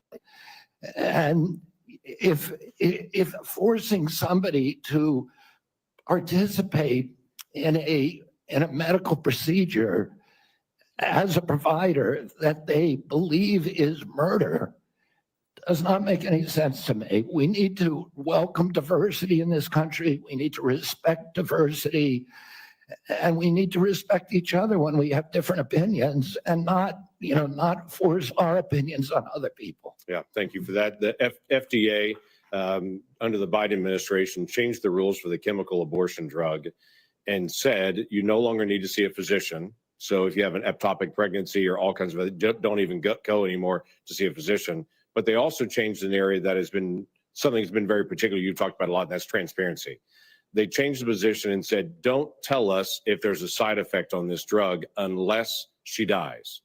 But other than that, don't tell us anymore. Literally, don't give transparent information to the American people or to the women who take this drug anymore. We don't want that reported. My question to you is, will FDA move to be able to actually give transparency to the American people and to say, this drug is no different than any other drug. We're not going to protect it just because it's political for some folks. People should know side effects on this drug, and there should be reporting. Yeah, I mean, it's against everything we believe in this country that patients or doctors should not be reporting adverse events. We need to know what adverse events are. We need to understand the safety of every drug, mifepristone and every other drug. And President Trump has made it clear to me that one of the things, he is not taking a position yet on mifepristone, a detailed position, but he's made it clear to me that he wants me to look at safety issues. And I'll ask NIH and FDA to do that. Thank you. Senator Whitehouse. Thank you, Chairman. Mr. Kennedy, I only have 5 minutes with you, and I've got a lot of experience with CMS, so you're just going to have to listen. Two things. What a douchebag! Already starting out from advocacy. Here we go to public responsibility.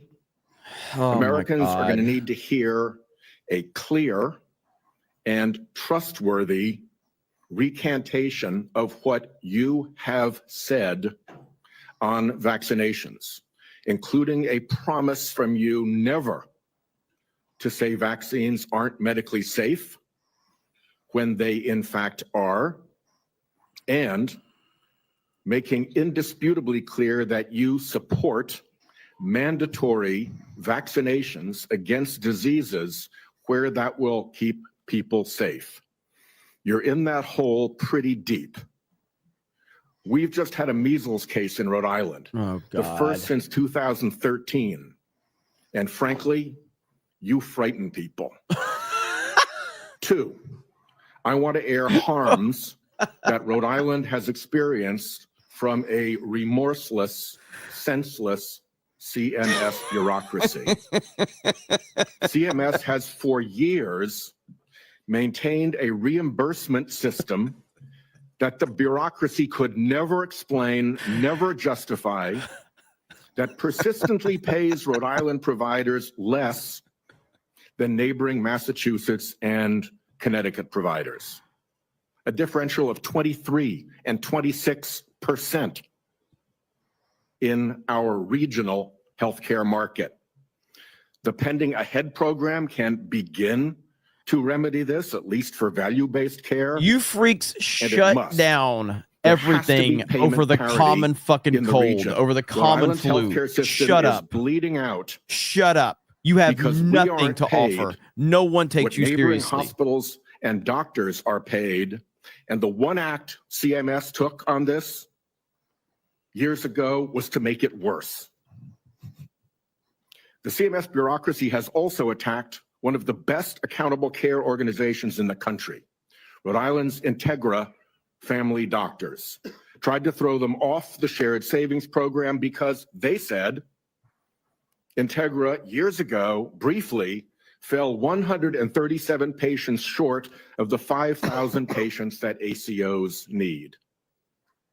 CMS wouldn't listen until a court found that to be unjustified, likely illegal, irreparable harm to this high-performing ACO. Democrats are so emotional. And contrary to the public interest. That must stop.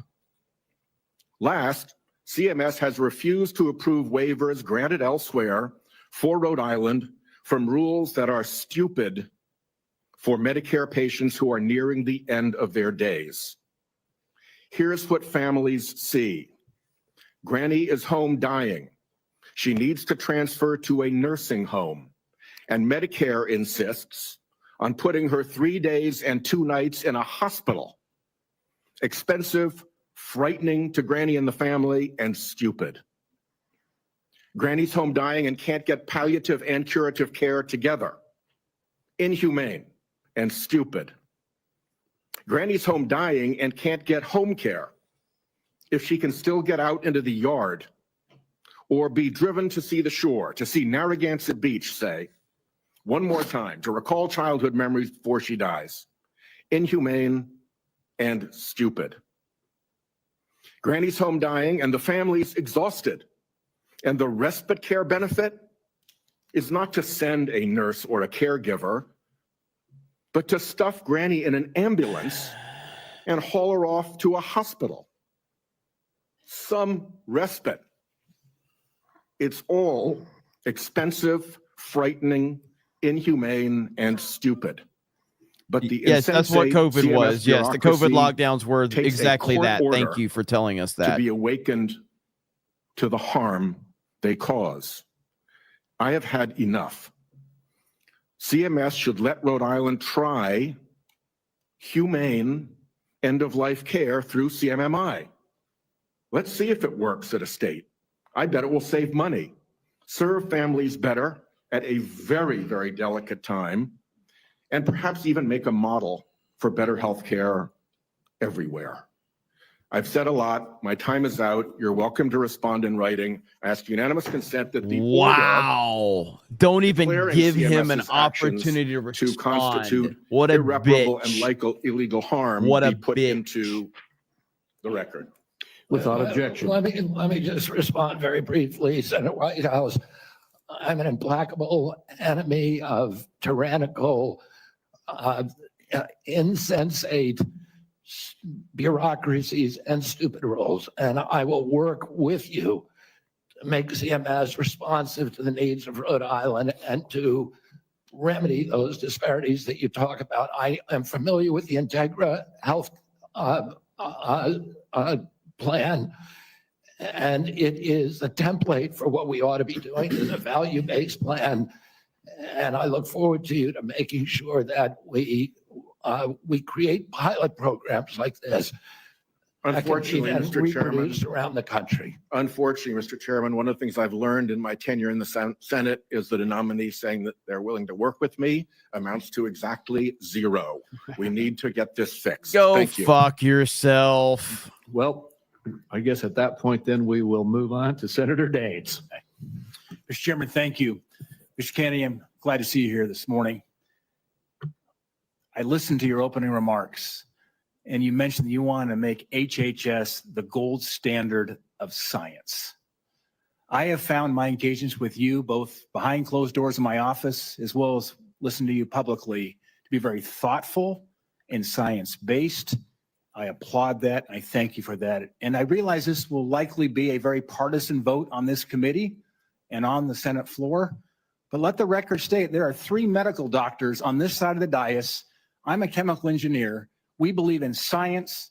I'm thankful that you do too, and you made that comment in your opening remarks. I want to talk about agriculture for a moment. We talked about our common love for Montana. You've been to Montana many times. It's a wonderful state. A lot of folks have discovered it. They watch the show Yellowstone, and people are coming and moving into our state, but it's an amazing place. But as you know, agriculture is our top economic driver in Montana. We produce some of the highest quality crops, the best livestock in the country and the world. Our farmers and our ranchers are truly some of the most effective environmental stewards in ensuring we have a safe food supply chain in the world. I share your view that protecting the integrity and safety of our food supply is utmost importance. Didn't really expect to get a Yellowstone reference, but that's kind of cool, I happening in guess. places like Montana State University to help farmers produce resilient, healthy, and safe crops, as well as their agricultural practices. You mentioned you were a 4-H kid growing up. I think our 4-H kids and our FFA kids are some of the best kids in America. My question for you, Mr. Kennedy, is if confirmed, as I'm listening to my farmers and ranchers talk about the future, will you commit to working collaboratively with partners at USDA, at the relevant federal agencies, as well as our Montana farmers and ranchers before implementing any policy that might affect or impact food supply? Absolutely will make that commitment. I have, as I shared with you, a personal commitment and a long career working with farmers. I want to make sure I understand the very, very narrow margins, the slim margins that American farmers and ranchers are dealing with. And I don't want, under my watch, a single farmer to have to leave his farm for economic reasons or for regulatory or bureaucratic reasons while I serve, if I'm privileged to serve, to be confirmed as HHS Secretary. Even more important, President Trump has a very, very strong commitment to farmers. President Trump is probably historically in modern history the best farm president in our history. Farm income spiked for the first time in decades under his last administration. He got solid support from farmers across the country. Farm country is Trump country. Farmers across the country supported him during this election. He has specifically instructed me that he wants farmers involved in every policy, and that he wants me to work with Brooke Rollins at USDA to make sure that we preserve American farmers, that all of our policies support them. Mr. Kennedy, thank you. And if confirmed, I look forward to having you and Brooke Rollins out to Montana to spend some time with You our have farmers. my commitment to come there anytime, particularly during ski season or hunting season. Deal. Want to shift gears for a moment. As we discussed in the meeting we had in my office, mifepristone was approved in 2000. The FDA has been under scrutiny and brought to court for failure to properly assess this drug as well as subsequent deregulations Senator Langford described that occurred over the past 25 years. Some of these deregulations included ending the requirement that these drugs be prescribed by a doctor, ending reporting requirements for adverse events, and allowing these pills to be obtained through the mail. In fact, the FDA's own prescribing label mentioned that 3 to 5% of women taking this drug end up in the emergency room. My question is, if confirmed as Secretary of HHS, will you commit to working with the FDA Commission to review these deregulatory actions that are threatening the safety of women? Sorry, Senator. As I said to Senator Langford, I think it's immoral to have a policy where patients are not allowed to report adverse events and where doctors are discouraged from doing that. President Trump has asked me to study the safety of mifepristone. He has not yet taken a stand on how to regulate it. Whatever he does, I will implement those policies. I will work with this committee, make those policies make sense. Thank you, Mr. Kennedy. Senator Hassan. Thank you, Mr. Chair and Ranking Member Wyden, and welcome, Mr. Kennedy, and to your family as well. I want to start with a couple of concerns I have, and just briefly on Medicaid. States share in the funding of Medicaid. Millions of disabled children in this country are alive because of Medicaid. Millions of people with addiction in this country are in recovery because of the services provided to them by Medicaid. And millions of chronically ill people who, until Medicaid expansion was enacted, who couldn't get health care and therefore couldn't work because they were too sick, got health care through Medicaid expansion, then went back to work, and now they're on private insurance. So those are some facts about Medicaid that you might want to brush up on. Now, I'm also extremely concerned about your endorsement of radical fringe conspiracies that, if implemented at HHS, would put American families' lives at risk. Vaccines are one of our greatest public health triumphs. And you don't need, I'm not talking about abstract medical science. One of the people who helped raise me was my grandfather, who was a pediatrician. He practiced medicine in this country from 1921 until the mid-1980s. And I heard details about the difference those vaccines made in saving lives in the children who were under his care. Vaccination has helped to eradicate many deadly diseases in the United States, including polio and smallpox, something we should be proud of as Americans. I am extremely concerned that as Secretary, you would be able to halt critical vaccine research and to exploit parents' natural worries by advising them not to vaccinate their children. This will lead to more children getting sick, and some will even die. Before the measles vaccine, about 500 American children died a year from measles. This is too much of a risk for our country, and there is no reason that any of us should believe that you have reversed the anti-vaccine views that you have promoted for 25 years. Yeah, I don't know. What is For it? example, What you is have old boy, what is previously White House falsely doing right suggested now? that Look the at him. polio vaccine Look at killed him. many more people than polio ever did. What is he by doing? causing fatal cancers, while rigorous safety studies show that to be completely false. Now, let's go to something we agree upon. I am really heartened to see that one area where we agree on is on women's reproductive freedom. In your own words, it's not the government's place to tell people what to do with their bodies. You said that, correct? Yeah. Mr. Kennedy, in 2023, you came to New Hampshire and said, quote, "I'm pro-choice. I don't think the government has any business telling people what they can or cannot do with their body." So you said that, right? Yes. Yep.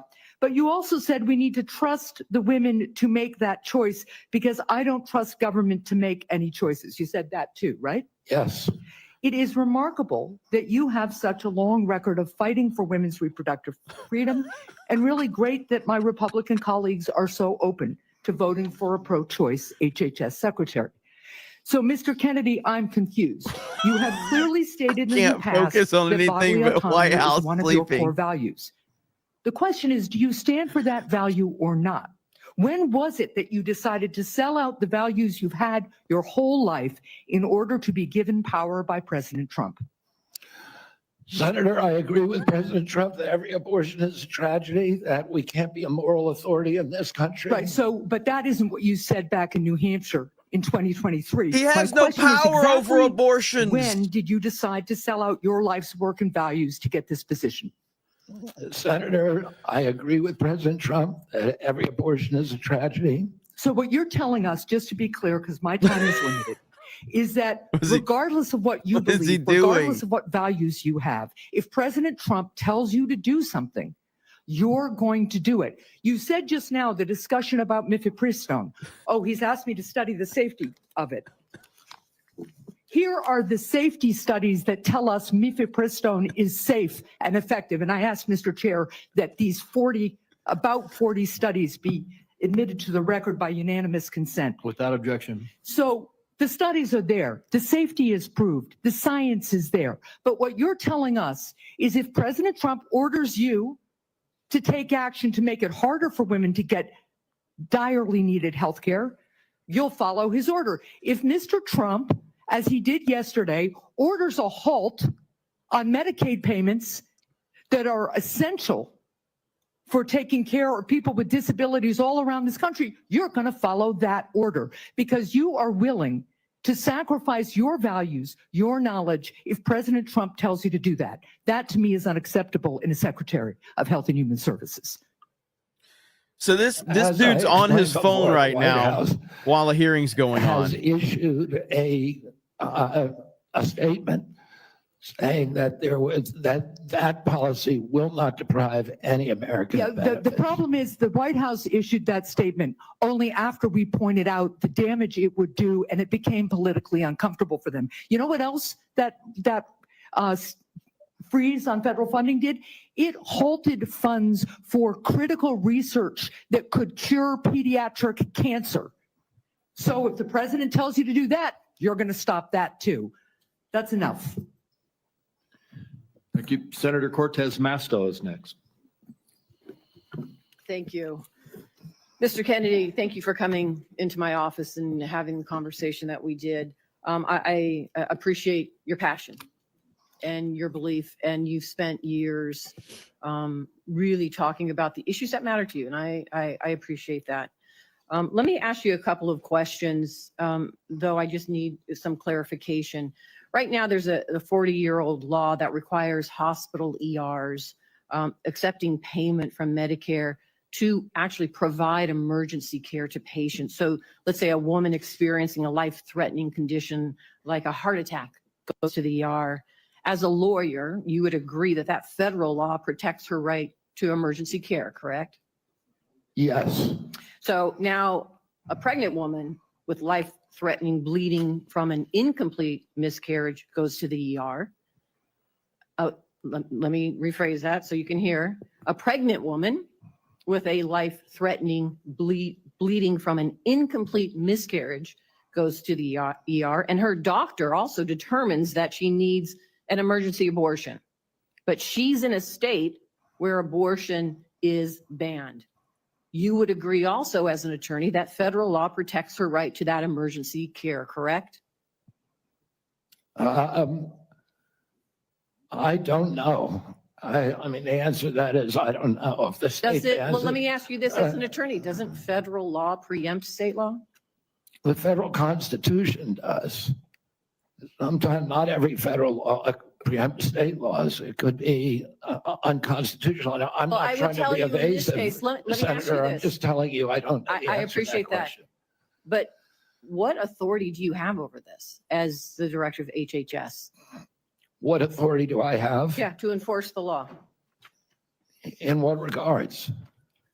To make sure that a hospital that receives payment from Medicare is ensuring that they're providing the necessary emergency care to patients when they present. It's actually the EMTALA law. So what authority as HHS director do you have with respect to EMTALA? My understanding is that I have budgetary power and that it's pretty much limited to that. But if you tell me I have another authority, I don't even think that Well, let me tell you, We you have a do. law enforcement branch at HHS. Actually, you do, and that's CMS. CMS actually investigates complaints of EMTALA violations, as well as the Health and Human Services Inspector General, who, by the way, was just recently fired by Donald Trump. So you will be enforcing EMTALA laws.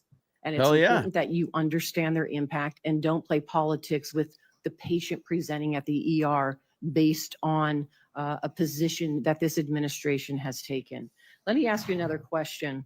When we met in my office, you said about lowering drug prices, that when Big Pharma price gouges, the American people suffer. I think we both agree on that. And I think you're sincere in your belief that you want to reduce prices for Americans, correct? Yes. Yeah. The Inflation Reduction Act empowered Medicare I commented on to Dom's negotiate prescription super chat drug on prices. daily just now. It What up, Dom? penalizes drug companies for price hikes above inflation, and it caps seniors' out-of-pocket drug costs, along with reducing insulin prices to $35 per month. But your future boss, Donald Trump, I mean, this is just the dog and on his pony show first day part in of it. office, So it really comes down to revoked confirmation President Biden's voting. executive So order that actually it's going to come down directed to a the few health different secretary clowns to in the Republican examine side. ways So we'll to see. reduce drug prices and improve access to innovative therapies for the American people. And unfortunately, Republicans in Congress want to repeal the Inflation Reduction Act, which means reversing all of those things that we worked on to lower prices for Americans. So my question to you is, what do you do? Why are you there? Are you there to be a rubber stamp to this administration and cave into all of these positions that they're taking, even though Today, you know Junior, they're in disagreement with? So today is just a dog and pony show. This is all just these politicians grandstanding. This is all performative for them. They don't really care. Is that the White House issued an executive order, I believe today, supporting the drug negotiations under the IRA. President Trump was very aggressive during his first term about negotiating drug prices. He has instructed me, and I've met with him repeatedly on as that we need lower prices than seniors in this country, and So let me ask others you. are. Let me ask you this, because I only have so much time. So we've already negotiated lowering prices for 10 drugs with Big Pharma. And Big Pharma, by the way, opposes this. They have not only are asking for a pause, they have filed lawsuits, but we've already negotiated the first 10 drugs. And we want to expand it to the next 10 to 15 that the Biden administration has put forward. Would you agree and continue that path of really mandating that Big Pharma come to the table and negotiate drug prices for Medicare so we can lower those prices for Americans? My understanding is that the executive order that was issued today, which I haven't seen, but I've read a summary. Well, let me ask you this then, because you keep Can citing he the Trump ask- administration you and you're ask just gonna questions you don't follow want what they say. answers. Is that what you're doing? You're just a rubber stamp for them in this position? So President anybody, Trump. so it doesn't matter that you're before us. It could be anybody coming before us, as long as they're a rubber stamp for this administration and disregarding your beliefs and what you think. I guess my question to you is, if it really is fundamental to what you believe, how do you live with that? How do you address those issues as you're moving forward, You want me to knowing answer that the it's going to question, harm Senator? Americans? Yeah. You want me to answer the question? No, I'm asking you. Okay. President Trump has asked me to end the chronic disease epidemic and make America healthy again. And I'm in a Is that the Let's only go! reason why you're at We love the HHS? audience Is that the only replies. reason Let's why then you're go. at the HHS to address that one issue? President Trump has asked me because I'm in a unique position to end that. And that is what I'm doing. And if we don't solve that problem, Senator, all of the other disputes we have about who's paying, and whether it's insurance companies, whether it's providers, whether it's HMOs, whether it's patients or families, all of those are moving deck chairs around on the Titanic. Our ship is sinking. Our 60% increase in Medicaid over the past 4 years is the biggest budget line now, and it's growing faster than any other. And no other nation in the world has what we have here. No other nation has a chronic disease. We have the highest chronic disease burden of any country in the world. We had, during COVID, We had 16% of the COVID deaths in a country. We only have 4.2% of the world's population. We had a higher death count than any country in the world. And when CDC was asked why, they said it's because Americans are the sickest people on earth. The average person who died from COVID, American, had 3.8 chronic diseases. This is an existential threat economically to our military, to our health, to our sense of well-being. And it is a priority for President Trump. And that's why he asked me to run the agency. And if I'm privileged to be confirmed, that's exactly what I'll do. Look at her. Look how pissed off she is. Senator Barrasso. Thanks so much, Mr. Chairman. Mr. Kennedy, thank you for taking time to visit with me in my office prior to today's hearing to talk about a lot of the important issues affecting healthcare in my home state of Wyoming, as well as the nation. I appreciate your willingness to serve our country. During our meeting, we discussed the challenges that healthcare providers and patients are facing in rural America. Financial obstacles facing rural hospitals, workforce shortages, issues of OBGYN, and then new regulations that are painful that have come out of the Biden administration are hurting our ability to provide nursing home staffing. So let me start, if I could, with rural hospitals and the closures of hospitals like that. There are a lot of challenges facing hospitals in rural communities and frontier areas. We have 33 hospitals in Wyoming. 26 are really located in areas, locations, often hard to get to. Weather impacts them. 6 of the hospitals are at risk of closing. 2 are at immediate risk of closing in the next 2 years. 10 have had to cut available services. And this is a concern of rural hospitals in both Republican and Democrat states. Either way, bipartisan. Critical that the workforce challenges, financial challenges that we're facing are addressed. Can you commit to working with us on a plan to address the critical nationwide issue of rural health care? Yes, yes, Senator. And I would say that during my visits, I visited almost 60 senators so far. And the most common unifying, I would say, issue among both Democrats and Republicans, there were 2. One was PBM reform, and the other is rural hospitals. And, our nation made a commitment over 100 years ago to put a hospital within 30 miles of every American. We generally succeeded in doing that. It's absolutely critical. It's life-saving. And rural hospitals are closing at an extraordinary rate right now. They not only provide important health care for the localities, but also they're economic drivers for localities all over this country. President Trump is determined to end the hemorrhage of rural hospitals, and he's asked me to do that through the use of AI, through telemedicine, which these are innovations that I saw the other day.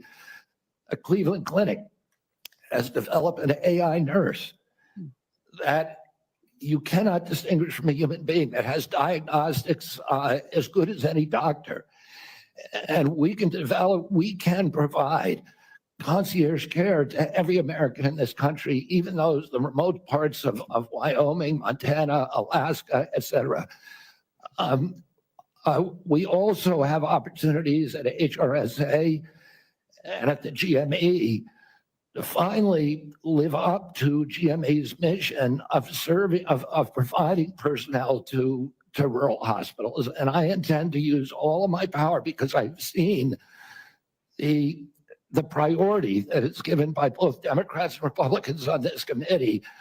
I intend to make that a priority if I'm privileged to be confirmed. Well, I appreciate it, because often with financial strains on a local hospital, one of the common services to be cut in rural hospitals and maternity services. So now we have women in Wyoming having to drive over 100 miles to access care.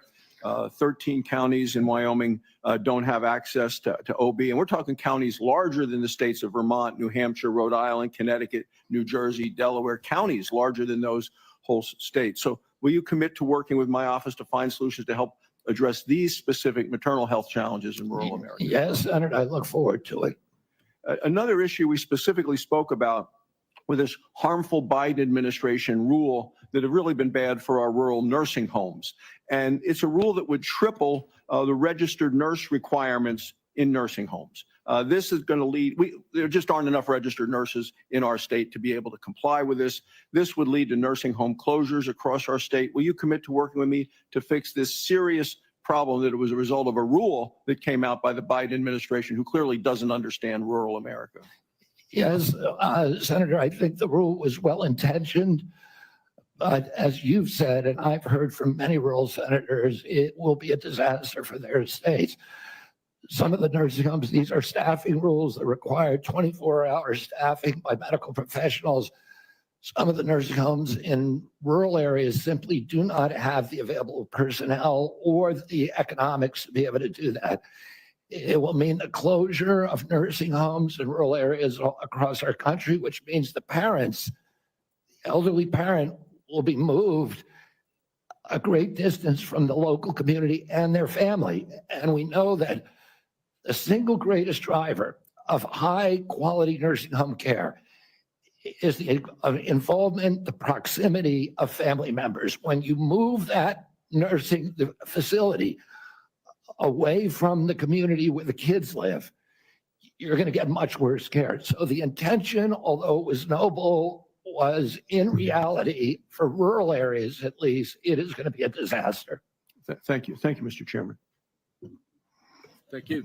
Senator Johnson. Mr. Kennedy, welcome. Thank you for being here.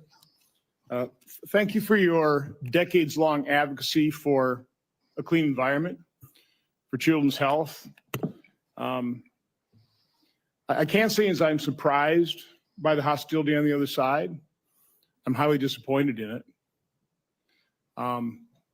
I don't know if you remember when you called me up and you were contemplating setting your political differences aside, joining forces with President Trump on an area of agreement, addressing chronic illness, trying to find the root cause of all these problems facing this nation. My first response was, Bobby, this is an answer to my prayers.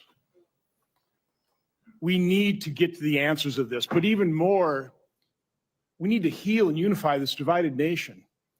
I'm not necessarily the most optimistic guy because we've got enormous challenges facing this nation, but I thought, wow, here's somebody from the left, somebody I don't agree with on many issues politically, coming together with President Trump and focusing on an area of agreement, something that the American people desperately want. Finding out the answers. What has caused autism? What is causing chronic illness? Ms. Kennedy, I think I've come to know what's in your heart. I think I know the personal and political price you've paid for this decision. I want to say publicly, I thank you for that. I truly appreciate what you're doing here. Can't we come together as a nation and do this? Can we do? Aren't you getting tired of this? I'm getting tired of this. Let's go. So again, Mr. Kennedy, I need to enter in the record. These are just 11 letters of support signed by 63,000 people, thousands of doctors. From the American Association of American Physicians and Surgeons, Independent Medical Alliance, the North Carolina Physicians and Freedom Group, Governor Jeff Landry from Louisiana. These are Americans, nonpartisan. A lot of these people I know because I've advocated with you. A lot of them are Democrats. They put their political differences aside. So, Mr. Chairman, I'd like to enter this in the record. Without objection. I also do want to, Mr. Kennedy, as long as I have you here, I've written over 70 oversight letters to the federal health agencies under the Biden administration. I've virtually gotten squat out of them, okay? What I get is we get, for example, 50 pages of Anthony Fauci's emails redacted. Oh, by the way, the latest one was 17 pages. Instead of issuing a health alert on the myocarditis they knew was impacting young men early in 2021, instead of issuing an alert on the Health Alert Network, they developed 17 pages of talking points. This was given to the public under a FOIA request. They had to go to court. They've got a new way of redacting. They don't black things out. They just give you white pages. So you don't even know what they have redacted. So again, I've issued a subpoena now to cover the information I've requested in 70 oversight letters. My question to you is, as Secretary of HHS, will you honor these requests from Congress, and will you make HHS transparent? Yeah, my approach to HHS, as I said before, Senator, is radical transparency. Democrats and Republicans ought to be able to come in and get information that was generated at taxpayer expense, that is owned by the American taxpayer. They shouldn't get redacted documents. Public health agencies should be transparent. And if we want Americans to restore trust in the public health agencies, we need transparency. I want to say something about what you first said. When I launched my campaign, it was about uniting Americans, Democrats and Republicans. There's no issue that should unite us more than this chronic health epidemic. There's no such thing as Republican children or Democratic children. These are our kids. 66% of them are damaged. I know what a healthy kid looks like because I had so many of them in my family. I didn't know anybody with a food allergy growing up, peanut allergy. Why do 5 of my kids have allergies? Why are we seeing these explosions in diabetes, rheumatoid arthritis, neurological diseases, depression, all of these things that are related to toxics in the environment? Why can't we just agree with each other to put differences about so many issues, intractable issues aside, and say, we're going to end this? I don't think anybody is going to be able to do this like I have because of my peculiar experience, because I've litigated against these agencies. When you litigate against them, you get a PhD in corporate capture and how to unravel it. I've written 6 books about these agencies. I know a lot about them and I know how to fix it. And there's nobody who will fix it the way that I do because I'm not scared of vested interests. I don't care. I'm not here because I want a position or a job. I have a very good life and a happy family. This is something I don't need. I want to do this because we're going to fix it. And the other thing is we are attracting now a caliber of people to HHS like never before in history. And they're entrepreneurs, they're disruptors, they're innovators of immense talent that are walking away, many of them from growing concerns. They're not coming there for position. They're coming there because they want to save our country. And they're from across the political spectrum. And all these Democrats are opposed to me for partisan issues. They used to be my friends, agreed with me on all the environmental issues I've been working on for my whole career. Now they're against me because anything that President Trump does, any decision he makes, has to be lampooned, derided, discredited, marginalized, vilified. We need to move on. Senator Warren. Thank you, Mr. Chairman. So, Mr. Kennedy, I want to start with something that I think you and I agree on. Here we go. That Big Pharma has too much power in Washington. Here we go. You've said that President Trump asked you to, quote, clean up corruption and conflicts. Sounds great. You've said that you will, quote, slam shut the revolving door between government agencies and the companies they regulate. That also sounds great. So here's an easy question. Time for the Will emotional you commit that when you leave this job, breakdown. you will not accept compensation from a drug company, a medical device company, a hospital system, or a health insurer for at least 4 years, including as a lobbyist or a board member?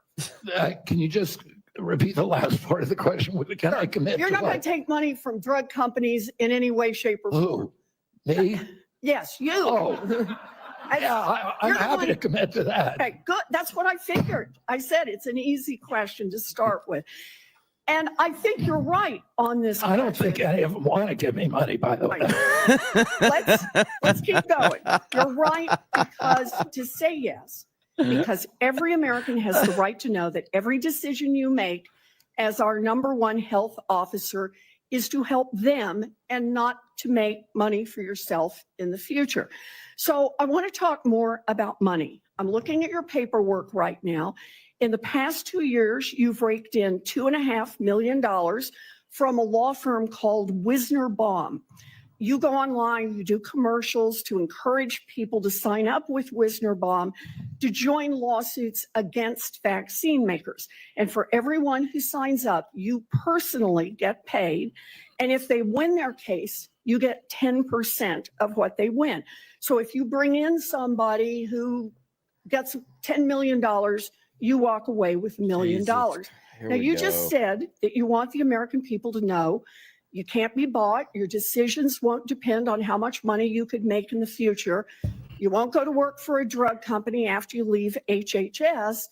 But you and I both know there's another way to make money. So, Mr. Kennedy, will you also agree that you won't take any compensation from any lawsuits against drug companies while you are secretary and for 4 years afterwards? What the fuck? Well, I'll certainly commit to that while I'm secretary. But I do want to clarify something because you're making me sound like a shill. I put together that case. I did the Science Day presentation to the judge on that case to get it into court without her hearing. Mr. Kennedy, it's just a really simple question. Yeah. You've taken in $2.5 million. I want to know if you will commit right now that not only will you not go to work for drug companies, you won't go to work suing the drug companies and taking your rake out of that while Fuck you're off. secretary. He doesn't have to commit to anything. I'll commit to not taking any fees from drug companies while I'm secretary. No. I'm asking about Can he answer from the suing question? drug companies. Will No. you agree not to do that? No. You're asking me to not sue drug companies. No, and I'm you not can going to agree sue to that, drug Senator. companies as much as you want. No. I'm not going to agree to not sue drug companies No. or anybody. So let's do a quick count here of how, as Secretary of HHS, if you get confirmed, you could influence every one of those lawsuits. Well, let me start the list. You could publish your anti-vaccine conspiracies, but this time on U.S. government letterhead, something a jury might be impressed by. You could appoint I people don't to the understand that. CDC vaccine panel who share your anti-vax views and let them do your dirty work. You could tell the CDC vaccine panel to remove a particular vaccine from the vaccine schedule. You could remove vaccines from special compensation programs, which would open up manufacturers to mass torts. You could make more injuries eligible for compensation, even if there is no causal evidence. You could change vaccine court processes to make it easier to bring junk lawsuits. You could turn over FDA data to your friends at the law firm, and they could use it however it benefited them. You could change vaccine labeling. You could change vaccine information rules. You could change Emotional. which claims are compensated in the vaccine injury compensation program.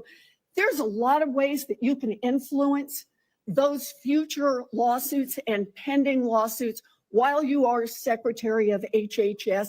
And I'm asking you to commit right now that you will not take a financial stake in every one of those lawsuits so that what you do as Secretary will also benefit you financially down the line. I'll comply with all the ethical guidelines. That's not the question. You and I, you have This is a ridiculous thing to ask of anybody. No, I am not. Yeah, you are. She's That's emotional. exactly what you're doing. Emotional. No one should be fooled here. As Secretary of HHS, Robert Kennedy will have the power to undercut vaccines and vaccine manufacturing across our country. And for all of his talk about follow the science and his promise that he won't interfere with those of us who want to vaccinate his kids, the bottom line is the same. Kennedy can kill off access to vaccines and make millions of dollars while he does it. Kids might die, but Robert Kennedy can keep cashing in. Senator, the I support abortion vaccines. activist cares about I kids will- dying I now. support the childhood Okay. schedule. I will do that. The only thing I want is good science, and that's it. How about then say you won't make money off what you do as Secretary of HHS? Before we go to Senator Tillis, I think would be important for me to make it very clear that Mr. Kennedy has gone through the same Office of Government Ethics process as every single other nominee in the Finance Committee this year and in previous administrations. In addition to listing his assets, including the items that you've identified, he has signed an ethics letter that has been reviewed by the Office of Government Ethics concerning any possible conflict in light of its functions and the nominee's proposed duties. And we have a letter from the Office of Government Ethics that he hasn't complied completely with all applicable laws and regulations governing conflicts of interest.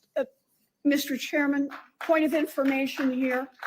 Have we had a single nominee come through who's made $2.5 million off suing one of the entities that it would be regulating and plans to keep getting a take of every lawsuit in the future? Have we had that before? I haven't reviewed the Talking past about documentation hypotheticals. of every other nominee's financial interests. And so, no, but I know that every single time we get a nominee, their financial interests are attacked.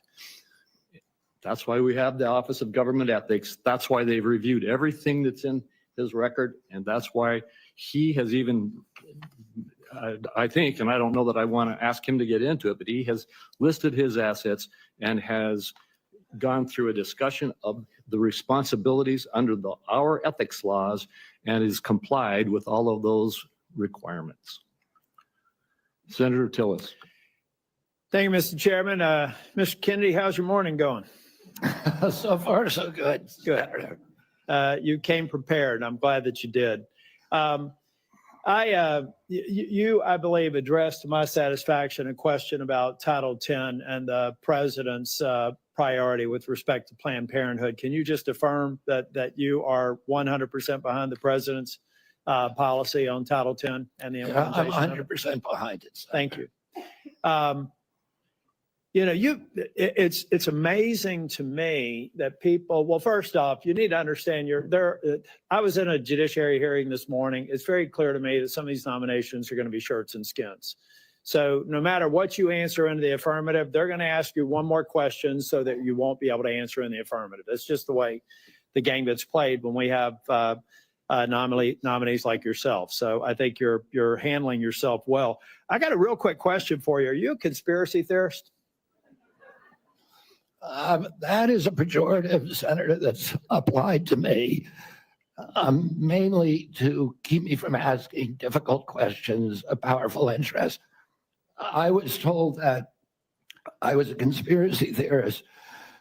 That label was applied to me because I said that the vaccines, the COVID vaccine, didn't prevent transmission and it wouldn't prevent infection, when the government was telling people, Americans, that it would. I was saying that because I was looking at the monkey studies in May of 2020. I was called a conspiracy. Now everybody admits it. I was called a conspiracy theorist because I said red dye caused cancer. And now FDA has acknowledged that and banned it. I was called a conspiracy theorist because I said fluoride lowered IQ. Last week, JAMA published a meta-review of 87 studies saying that there's a direct inverse correlation between IQ loss. All right. So I'm going to assume I could go on for about a week. Is there any one of them that you can say, you got me? That really was a conspiracy theory? Or are you in a position to submit for the record? I think it'd just be helpful for every one of these narratives for you to submit that maybe for the record. You said something about SNAP lunch. I was in the State House in North Carolina before I came here. And anytime I'd go visit an elementary school, the first thing I would do is go to the trash cans in the cafeteria. And what we have now are kids that are not eating the food because the dictates of the federal government have made it something that they don't want. But they say, well, it's a healthy alternative. It has processed materials in it, and it's not particularly attractive to them. So they throw it away. Trash cans full of food that these kids didn't eat. So then what do? They go eat snacks, or they go eat or they drink a sugared drink. The SNAP program, everything you've said about the SNAP program, I agree with. I think that we should be very, very strict about that. And it's going to make some people uncomfortable in the food manufacturing segment, produce healthy foods that we can put in the SNAP program. That's the way to address it. But we also need to look at the school health program. I was PTA president 22 years ago at my daughter's high school. And I feel like we've got these kids that need help. We've got to guide them through a process. Many of them are probably on Medicaid, and Medicaid's failing them. Everybody here says Medicaid is sacrosanct. Nobody's admitted that Medicaid is not producing positive health outcomes. Is that your problem, Medicaid, right now? The program or the outcomes? Is the outcomes. We're spending $900 billion. Our people are getting sicker every single year. Yeah. So anybody President who's Trump building wants people to have it, Americans to have a high quality insurance. anybody who's building a case for the status quo of Medicaid is by extension saying that they're happy with the outcomes. I think it's unacceptable. I do have a question for you on Project Warp Speed. We supported the CARES Act. We had 97 people in the U.S. Senate vote for it. Everybody here. There's only one member of Congress that voted against it, I believe. And Project Warp Speed had CDC, FDA, NIH, and BARDA very much in the mix. Now, some people think that you're going to come in here and insert yourself into those agencies in a way that's never been done before. Let's say that they're a part of a future Project Warp Speed.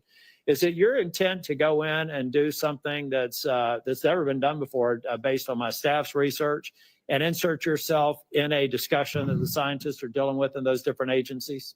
No, Senator. What I want to do is, I'm not a scientist. I want to empower scientists. I want to make sure that science is unobstructed by vested or economic interests. That's good. Or by bad culture. And I'll just say about Operation Warp Speed, it was an extraordinary accomplishment, demonstration of leadership by President Trump.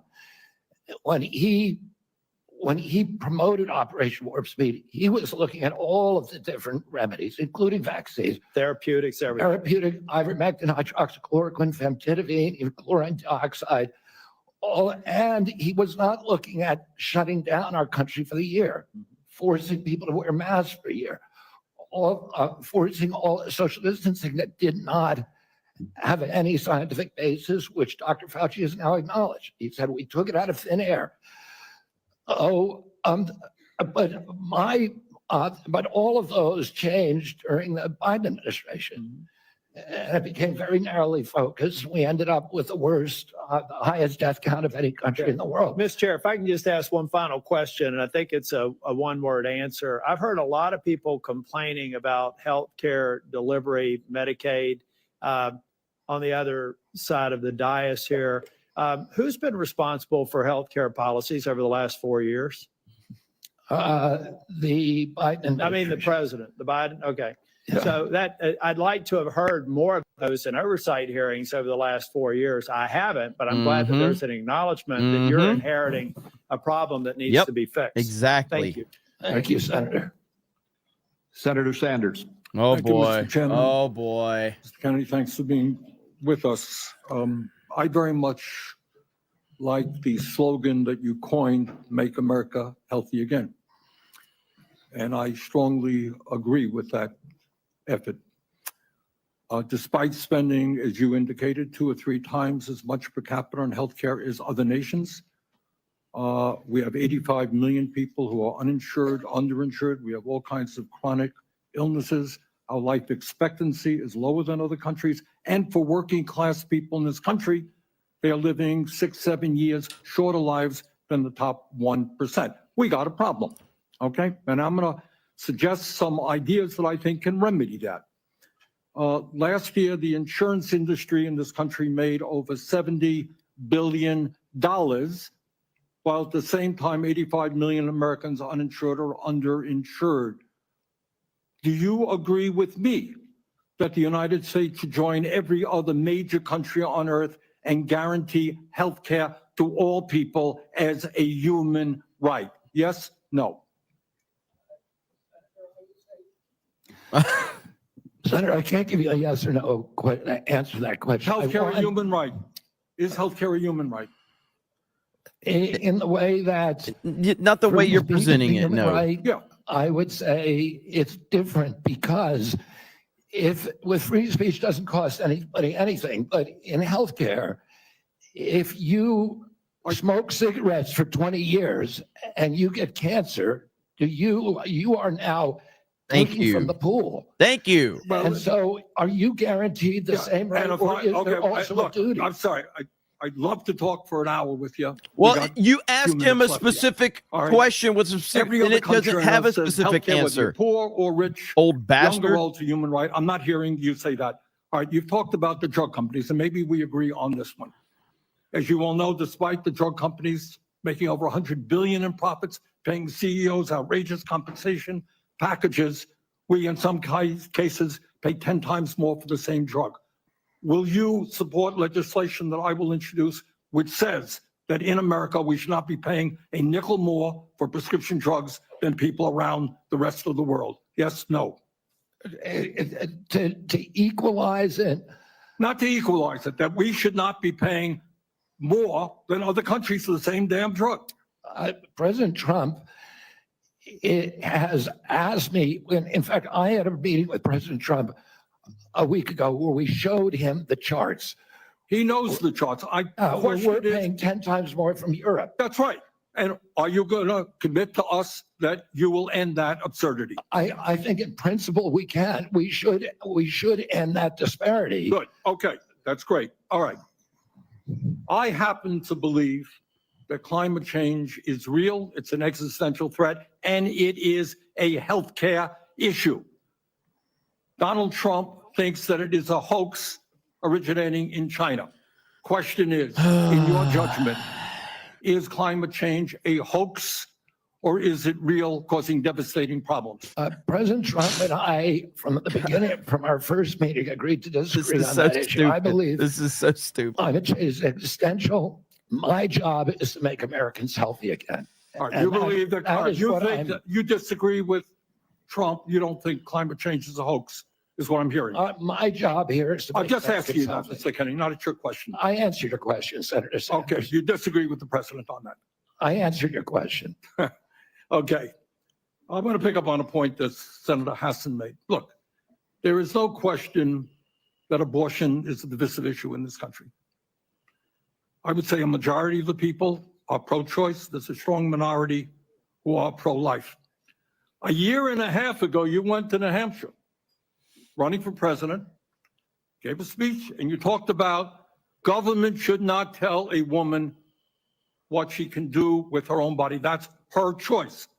Now, I think everybody on that side is pro-life. I think everybody here is pro-choice. I have never seen any major politician flip on that issue quite as quickly as you did when Trump asked you to become HHS secretary. Tell me why you think people should have confidence in your consistency and in your word when you really made a major U-turn on an issue of that importance in such a short time. Senator, I believe, and I've always believed, that every abortion is a tragedy. But you told the people in New Hampshire Can that he it was talk their right. or not? All right, let me do a last question because I'm running out of time. I think the gist of what you're trying to say today is you're really pro-vaccine, you want to ask questions. You have started a group called the Children's Health Defense. You're the originator. Right now, as I understand it, on their website, they are selling what's called onesies. These are little things, clothing for babies. One of them is titled Unvaxxed, Unafraid. Next one, and they're sold for $26 a piece, by the way. Next one is No Vax, No Problem. Now you're coming before this committee and you say you're pro-vaccine. Just want to ask some questions. And yet your organization is making money my God. selling a child's product to parents for $26, which casts fundamental doubt on the usefulness of vaccines. Can you Democrats tell us are now so pathetic that and you broken will- at this now point. that you are pro-vaccine, that you're going to have your organization take these products off the market? Senator, I have no power over that organization. I'm not part of it. I resigned from the board. That was just a few months ago. You founded that. You certainly have power. You can make that call. Are you supportive of this? I've had nothing to do with Are you leadership. supportive of these onesies? I'm supportive of vaccines. Are you supportive of these this clothing, which is What are we blatantly anti-vaccine? doing? I am supportive of vaccines. I will. Doing? I want good science and I want to protect. But you will not tell the organization you founded not to continue selling that product. Thank you, Mr. Chairman. Senator Blackburn. God. Thank you so much, Mr. Chairman, and thank you Do so you much support for the being with us Jeez. today. And I have no doubt that you will be confirmed and you are going to do such a solid job for the people of this country.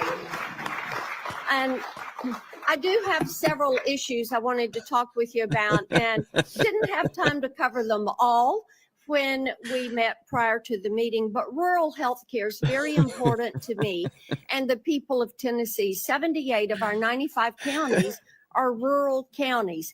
Now, over the last few years, we've seen hospital closures. So we have focused on access in rural areas. And my rural health agenda, which is bipartisan, focuses on innovation, telehealth, access points. It focuses on work shortages. And also, Senator Warner and I have together focused on making certain that we address the area wage index and do that fairly for our citizens that are in rural communities. So I would like a commitment from you that when confirmed, you and your CMS administrator will work with us to make certain that the area wage index is balanced and that it is fair to rural areas. Senator, both Dr. Oz and myself recognize that rural health care is in crisis in this country, and that is catastrophic for our entire country. And I talked a little bit about my commitment to rural health earlier in this hearing. The regional price points, as you know, are set by Congress and not by HHS. I will CMS. certainly, and I know Dr. Oz will certainly work with you to Thank make you. them sensible. We look forward to that. Also, you and I, before you came forward as the secretary, the nominee, we had talked in years past about over-medicating youth and concerns over that. And I was looking at a report from TennCare, which is our Medicaid program in Tennessee. And I was concerned when I saw a number that TennCare had spent $90 million in 2024 alone on ADHD. This was 417,000 of our children. And $90 million. To me, that is heartbreaking, what is happening there. So how will you prioritize oversight of prescribing practices while promoting alternative solutions such as counseling, behavioral therapies, community-based interventions for our youth?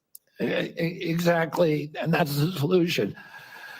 15% of American youth are now on Adderall or some other ADHD medication. Even higher percentages are on SSRIs and benzos. We are not just over-medicating our children, we're over-medicating our entire population. Half the pharmaceutical drugs on earth are now sold here. 70% of the profits from pharmaceutical companies are from the United States, even though we only have 4.2% of the world's population. Not only that, but a recent study by Cochrane Collaboration founder Peter Ghosh found that pharmaceutical drugs are the third largest cause of death in our country after heart attacks and cancers. Oh, they're not making us healthier. We need community health initiatives. We need access to treatment. We need exercise. We need better food. Okay, let me talk to you about one of those access points in treatment. And this highlights a problem we have in the federal Medicaid law. Since Medicaid's enactment, states have been prohibited from using Medicaid funds for care provided by institutions for mental disease. We refer to them as IMDs. These are psychiatric hospitals, residential treatment facilities with more than 16 beds. This is a discriminatory exclusion, and it denies payment for medically necessary care based on the illness that is being treated, and it has perpetuated unequal coverage in mental health care. So if you're confirmed, when you're confirmed, will you commit to working with me on repealing this discriminatory exclusion and ensuring equal access to mental health care for Medicaid beneficiaries? Yes, Senator. Thank you so much. I've got a question on PBM reform, one on artificial intelligence in healthcare. In the interest of time, I will yield back. I look forward to seeing you help make us healthy again. Well, yeah. I think this has been a big win for RFK today. I think this has been a big win for him. The only negatives, Senator are the emotional Democrats, which are just making them look bad. Excuse me, just I made a mistake. It's Senator Cantwell. Thank you so much. Thank you, Mr. Chairman, and just congratulations on your nomination, Mr. Kennedy. And I've been absent only because I've been in another hearing with the nominee to be the Commerce Secretary. So I will review everything that you've said today and look at that diligently. But one of the things that I wanted to discuss with you is I represent a very big innovation state, and innovation in healthcare specifically, innovation like NIH funding to the Fred Hutch Cancer Center that helped develop the HPV vaccine, which has the potential to eliminate over 95% of cervical cancer. NIH also funds a lot of jobs and grants, nearly 11,000 people in the state of Washington, and over $1.2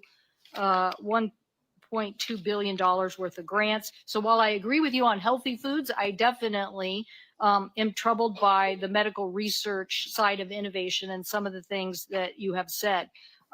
In fact, this issue about laying off 600 employees at NIH, or giving the fact that, to quote, give infectious disease a break for 8 years.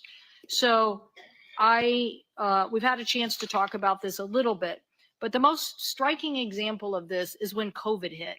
And we were the first in the nation. We had the first case, and it really was the fast response by the University of Washington that really helped save lives.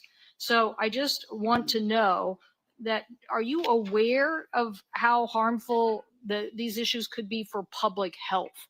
That public health in and of itself could be affected by these kind of anti-science views? Senator, I have always been a science person, a pro-science person. I believe in evidence-based medicine and gold standard science. When I said, and I've explained this before you came in, that 600 people out of a workforce of 91,000 is pretty typical. Last year alone, President Biden replaced 3,000 people at HHS and 700 at NIH. I want to say this. I said give infectious disease a break because that's been the principal preoccupation. Infectious disease, chronic disease is 92%, accounts for 92% of deaths in this country, and almost nothing is studied at NIH about the etiology of our chronic disease epidemic. But right now, money is going to infectious disease. But I get your point. It's an interesting point. The problem is we had to respond, and it's actually the Gates Foundation and a flu cohort that figured out what was wrong, and that we had an outbreak of COVID that was going beyond the very first case. And so we had to build a very fast response. So I take this too. The University of Washington has conducted groundbreaking stem cell research on fetal tissue.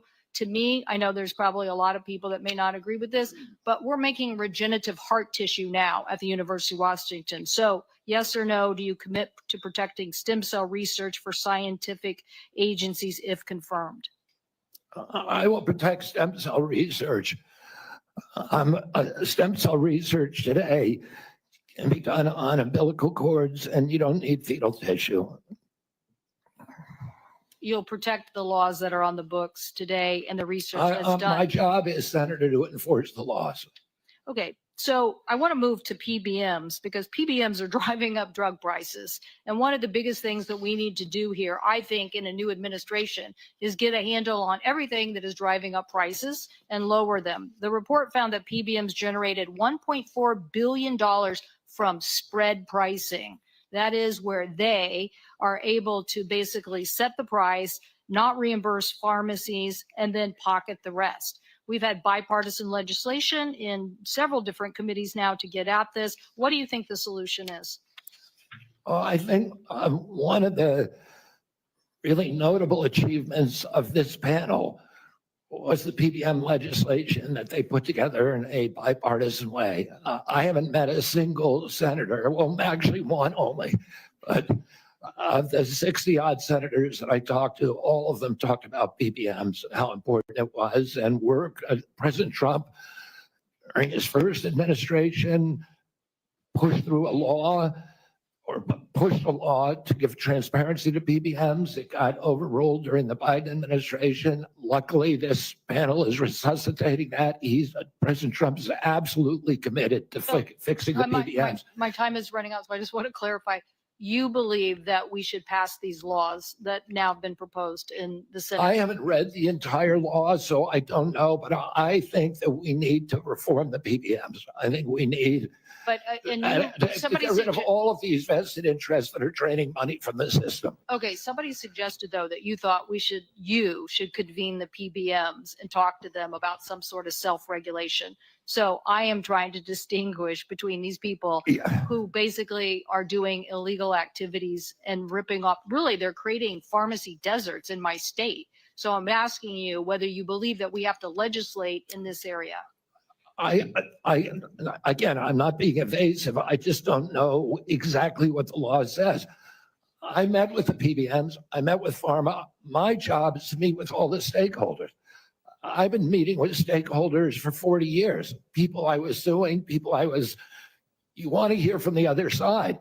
Well, That doesn't mean I would let the PBMs write their own ticket. I think I support the efforts of this committee to come up with bipartisan legislation. President Trump wants to get the excess profits away from the PBMs and send it back to primary care, to patients in this country, to high quality health care. I'll ask you for the record, since my time's expired, to look at the legislation that came out of the Commerce Committee that defines the legal activities that they are doing to drive up prices, and get us an answer for the record. Thank you, Mr. Chairman. In principle, I support that legislation.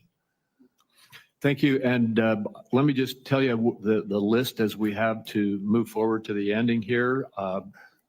Senator Lujan will be next, followed by Senator Marshall, Senator Warnock, Senator Smith, Senator Young, and Senator Welch. And let me say again, Mr. Chairman, this is a matter of such importance. Shut a the number of my colleagues would fuck like up. a second round, and I think it would be important to offer, say, a modest amount of additional time to get God. into this on both sides. That's I know I have some insufferable. questions. I want my colleagues to have the Insufferable. opportunity to raise their concerns as well. Well, I've said, as I have indicated to you, Senator Wyden, I'm not going to do a second round. I have been very generous with the senators. I think almost every single senator has had 7 minutes at least. And I will give you a second, as is our practice I think between the two of us. I'll then divide my time up with my colleagues. I'll Okay, be even you are better. welcome to do that. Thank you. Senator Lujan. Thank you, Mr. Chairman. Mr. Kennedy, when we met, you stated to me that it is not your goal to take away programs that work for Americans. Do you stand by that statement? Yes, Senator. Mr. Kennedy, do you know how many Americans rely on Medicaid? It's about 72 million plus the 7 million kids who are on chips. Appreciate that, 72 million. Yes or no, is it important that expectant mothers and newborns have access to Newborns? health coverage? Newborns? Is it important that expectant mothers and newborns have access to health coverage? Absolutely, Senator. Mr. Kennedy, do you know how many babies born in this country are covered through Medicaid? I would guess I don't know the answer. I would guess about that is in 30 million. I have it, Mr. Kennedy. About 41% of 1.4 million babies births are financed by Medicaid, according to the National Center for Health Statistics. Yes or no, do you believe that Medicaid is a critical program? I believe that Medicaid is a critical program, but that it's not working as well as it ought to be. And President Trump has asked me to make it work better, that most Americans are not happy with it. The premiums are too high, the deductibles are too high, and everybody's getting sicker. Too much money is going to the insurance I don't industry. care, Margaret. I have a series of yes or no questions. They're pretty simple. Because you heard we're not going to get a second round of questions, I ask for your indulgence to be able to get through them yes or no. In New Mexico, as you know, Medicaid is often measured state by state. It might surprise you if you look at some of those surveys. In New Mexico, the response was 90% of New Mexicans on Medicaid report satisfaction getting care, 80% getting specialist care, 85% getting urgent care, 95% ease of filings out of focus. Not to pick on any one of my colleagues, but in Louisiana, 86% of people on Medicaid are satisfied with their interactions. 83% are satisfied getting care. 85% are satisfied getting specialized care. 82% getting urgent care. I can go on state by state, but we don't have the time today. Yes or no, do you support cutting Medicaid or reducing, and especially in an area where you and I spoke about with the federal investment in Medicaid, which is known as FMAP? President Trump has not told me to that he wants to cut Medicaid. He's told me to make it better. Do you support cutting, yes or no? Hey, let me ask you this way, just since you're answered I you. support making it better, Senator. If President God. Trump asked you to cut Medicaid, will you do it? Well, it's not up to me to cut Medicaid. It would be up to Congress. You don't want to answer? Mr. Kennedy, you don't want to answer? I'll move on. He did answer. Do you know how many states will end? Mr. Chairman, if Good I may pause my God. time. I hate these So people. I understand I that hate people are getting asked I to hate leave if they stand Democrats. up with signs, but there's a lot of other as well, Mr. Chairman. So it needs to be extended to everyone. As Mr. Kennedy said, we should respect each other when we have a difference of opinion. We're just trying to do our jobs here and trying to ask Oh, questions. shut the That's all. fuck up. And that's all I'm doing with Mr. Kennedy, folks. So I just hope that we can do Senator that. Lujan, you were right, and I asked the audience. You to please support be the respectful. onesies. Thank you, Mr. Chairman. I appreciate that very much. Mr. Kennedy, do you know how many states will end their Medicaid expansion if the federal share of Medicaid drops? Well, there's 40 states that have signed on to the expansion. So, It's a smaller number. So it's 9 states would quickly have to end their expansion because of the laws that they have. That's about 4 million folks across the country. And in New Mexico, Iowa, and Idaho, they have triggers that it would immediately have to go into effect if, in fact, that gets cut. The reason I'm asking those questions is there's been a lot of chatter and conversations around Medicaid. Now, I agree we can always do better, and we must be doing better in America. But Medicaid has been shown That's to right, improve Rick Shaw. outcomes, including mortality, quality of life, and access to preventative care as well. And there's some areas, Mr. Kennedy, that you and I touched on specific to Native American communities. One of the concerns that I have are these programs matter to folks. You shared your passion about caring for folks. I believed that passion. My question in this area is, as you know, when folks are doing research and they're going to check to see if medicine works on someone, if they're not included in that trial, it often doesn't help them. That's what all the evidence shows. So what are you going to do when programs are eliminated to require the inclusion of Native Americans in clinical trials when it comes to life-saving medicine? I'm going to do everything I can to make sure that there's Native Americans in clinical trials. As I said to you when I visited your office, I spent 20% of my career working on Native issues. My family's been deeply involved with them. My father and uncle were big critics of the Indian Health Service, the failure to deliver good health results or health care on the reservations. I'm going to bring a native in for the first time in history into my central office, that all the major decisions in my office will be that he will have it. We've already interviewed candidate, a very, very good candidate, will have direct impact on all the major offices. And one of my priorities is You to know, improve. I appreciate that. I have a follow-up in that space specifically. Will you commit to finalizing the congressionally mandated FDA guidance to increase clinical trial diversity? Just repeat that again. I'm sorry. Will you Senator. commit to finalizing the congressionally mandated FDA guidance to increasing clinical trial diversity? Yes. I appreciate that. Will you commit to reinstating all of the pages that were eliminated and people that were fired from this administration that have this responsibility? I cannot commit to that because I don't know who they are. Well, there's I'll some commit folks to out there doing the working work. with you to make sure those positions are adequately staffed. I will follow up in writing in those specific areas because I think there's some commonality here, but answers matter. And so I'd like to get those as timely as possible. The last thing, Mr. Chairman, that I'll say is one of the conversations I had last before this hearing was with a family that I've been working with to work with my Republican colleagues when it comes to autism and federal programs and making a difference in these families' lives and this little girl's life. What I'm asking now, Mr. Chairman, is unanimous consent to enter into the record an article from Autism Speaks titled, quote, "Do Vaccines Cause Autism?" End quote. And I'll note that the first sentence states, quote, "Vaccines do not cause autism," end quote. Thank you. I yield back.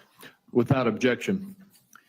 And before we move on, we've had a request from several quarters for a quick restroom break. We will take a 5-minute recess. I'm sorry to those. Bunch of fucking old people need to go piss. Wait a few minutes, but we will have a quick break. We will be back as soon as we can.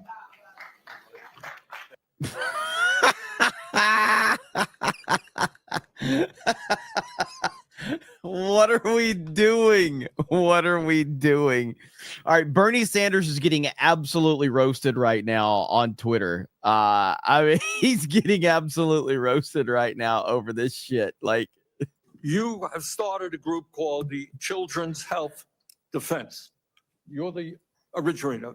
Right now, as I understand it, on their website, they are selling what's called onesies. These are little things, clothing for babies. What? One of them is titled Unfaxed, Unafraid. Next one, and they're sold for $26 a piece, by the way. Next one is No Vax, No Problem.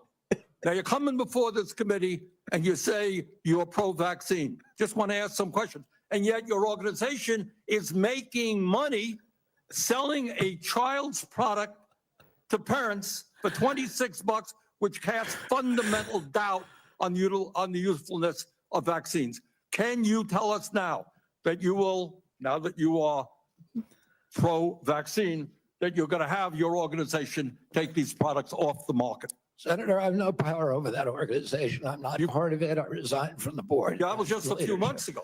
You founded that. You certainly have power. You can make that call. Are you supportive of this? I've had nothing to do with Are you leadership. supportive of these onesies? I'm supportive of vaccines. Are you supportive of this clothing, which is This reminds me of The Dark Knight Rises. Where's the trigger? Where's the trigger? Do you support the onesies? Do you support the onesies? Like, it's so stupid. militantly anti-vaccine? I am supportive of vaccines. I will. I want good science and I want to protect. But you will not tell the organization you founded not to continue selling that product. Thank you, Mr. Chairman. So stupid, dude. It's so dumb. This whole thing is stupid. All right, here we go. Depression. Is this still going? All these things are related to toxics in the environment. Why can't we just agree with each other? No, that was put differences about so many issues. Yeah, here he's currently in recess. So everybody's roasting Bernie Sanders right now because Bernie Sanders is an absolute clown. So we're gonna keep an eye on all of this right now. C-SPAN. They have different. You know, I did look, and C-SPAN, like almost all the other footage of RFK, he looks terrible in the camera angles that they have. So like here's C-SPAN right here. We'll keep it on this one right now. But yeah, like the fact that Bernie Sanders is like, bringing out like these easels and like setting up onesies. And I personally think that this has been a very good day for RFK. The Democrats have come off looking very, very unhinged and coming off very crazy and emotionally damaged. He's done a very good job of answering as many questions as possible. And then they won't let him answer most of the time. So I think that he's come off looking very good today. Also, I think I've highlighted all of your super chats so far. If I've missed any, I apologize. Been trying to keep up to all of them. Rapid right there. Let's see. I'm trying to keep up with them. So I think I've gotten all of them, except for the one on Rumble that says this guy knows that Kennedy hasn't been in charge the whole time, right? Yeah, exactly. What did you miss? You missed a bunch of emotionally unstable Democrats. That's essentially all you've missed right there. Holy crap, Kevin just dropped $200 as everybody is returning. Let's celebrate the $200 super chat. We're all excited over the super chat. We're all excited. That's what happens when you get a $200 super chat around here. So much excitement. So, all right, let's hear what these clowns have to say.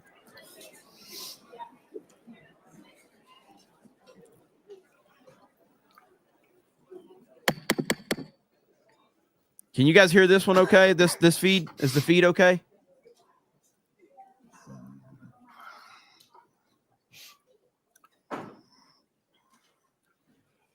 This committee will continue and come out of recess and go back into session. Before we go to you, Senator Marshall, I'd like to just tell everybody the remaining list. Senator Marshall, Senator Warnock, Senator Smith, Senator Young, and Senator Welch. And then I did indicate earlier that I would give another 5 minutes to Senator Wyden. I understand he has distributed that 5 minutes to a few of the other senators. So we will have a few more quick questions, and then we will proceed. And I would like to thank the audience again. I know we had a couple of outbursts earlier, but I want to thank the audience for being respectful and encourage the audience to continue to be respectful as we conclude the hearing. Let audiences With cheer that, or Senator boo. Marshall. That makes Mr. everything Chairman. better. Obesity, diabetes, heart disease. Obesity, diabetes, heart disease account for probably 80% of health challenges in America. You know how many times I heard my friends across the aisle mention any three of those? I don't know if we've lost the forest for the trees here. Vaccine is a No. critical issue. I understand that.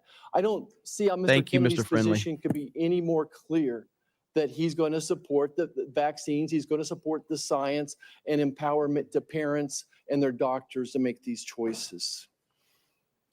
60% of Americans have a chronic disease, that there's an epidemic of chronic diseases across the country. Look And how the this camera Make makes America RFK Healthy look Again here movement versus is the right topical side camera. today. Holy It crap. started on the campaign trail in 2020 when moms I'd never met, that never involved in the political process, came up to me and said, look, I want to make these choices about my children with my doctor, not the federal government. That it's a very real thing. Moms, dads, grandparents across the country grab me and say, look, why do 20% of our children now, why are they on a prescription drug? So, Mr. Kennedy, what is your prescription to help make America healthy again? What's your vision? What does that look like to you? Thank you, Senator Marshall. We're having epidemics of all these chronic illnesses, autoimmune diseases, neurological diseases, allergic diseases, obesity. When my uncle was president, 3% of Americans were obese. Today, 74% of Americans are obese or overweight. No other country has anything like this. In Japan, the obesity rate is still 3%.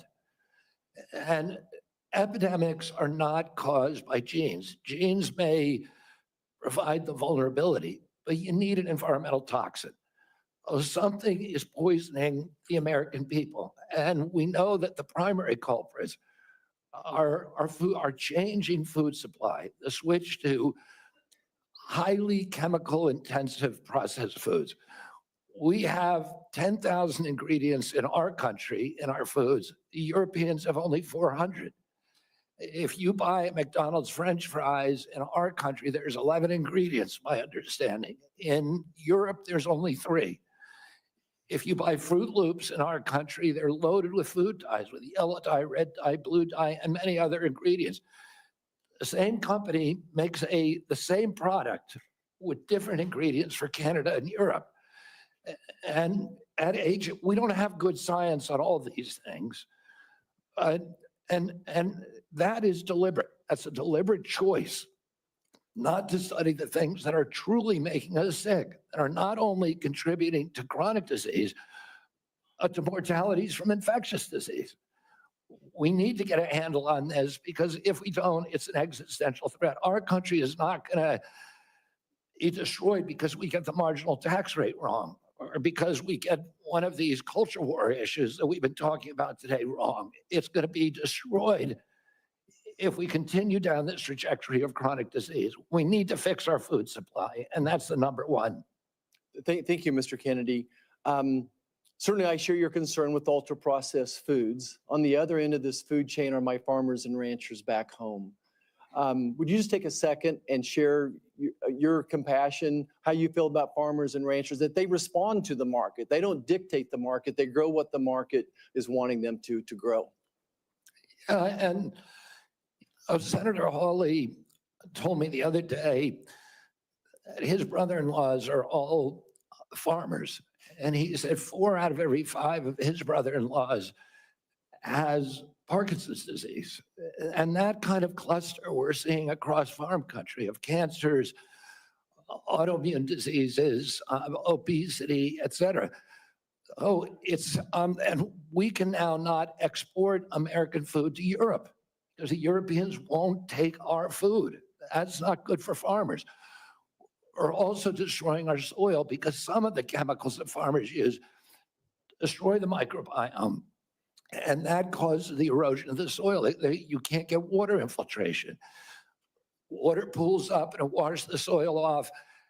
Agronomists now estimate that we only have, if we continue doing these processes, only 60 harvests left before our soil is gone.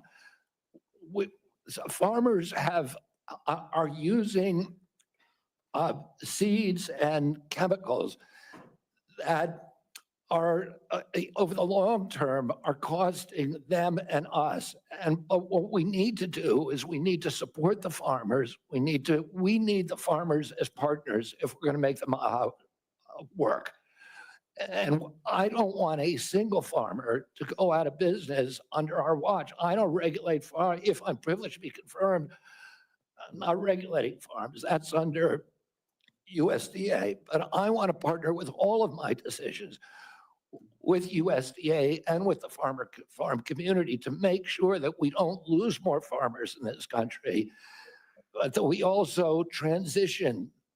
We offer and incentivize transitions to regenerative agriculture, to no-till agriculture, and to less chemically intensive. And by the way, I've also met with the chemical industry and the fertilizer and herbicide companies, and they want to do the same thing. Oh, and I think we're on the trajectory to do that, and we need to incentivize initiatives to accelerate that trajectory. Mr. Chairman, if I could, the great news How's is the volume, that my chat? farmers in Kansas are selling products to Europe, that today's regenerative practices soil health, all those things are priorities for Kansas farmers.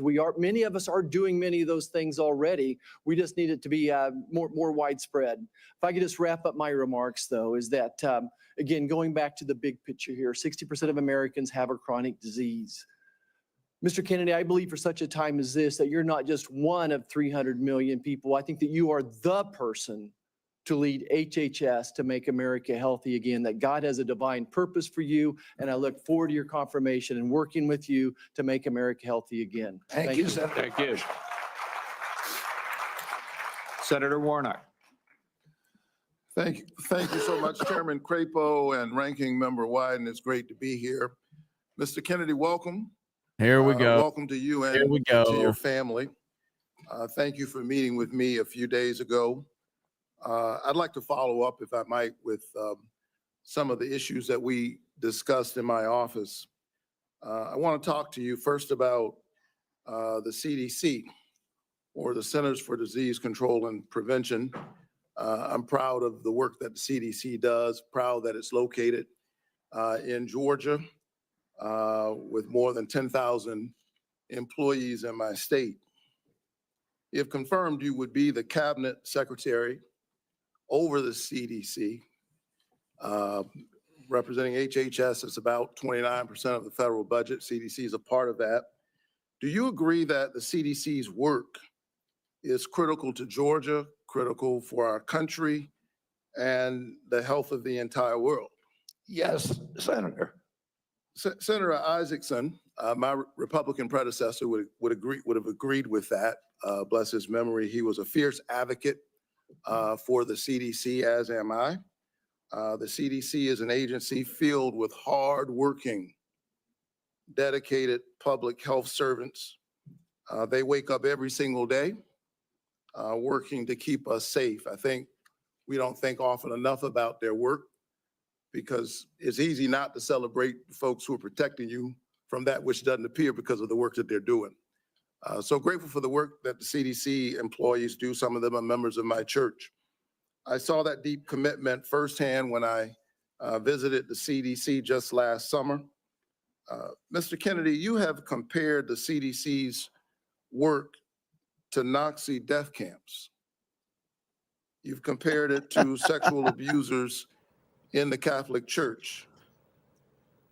You've also said that many of them belong, this is a direct quote, many of them belong in jail.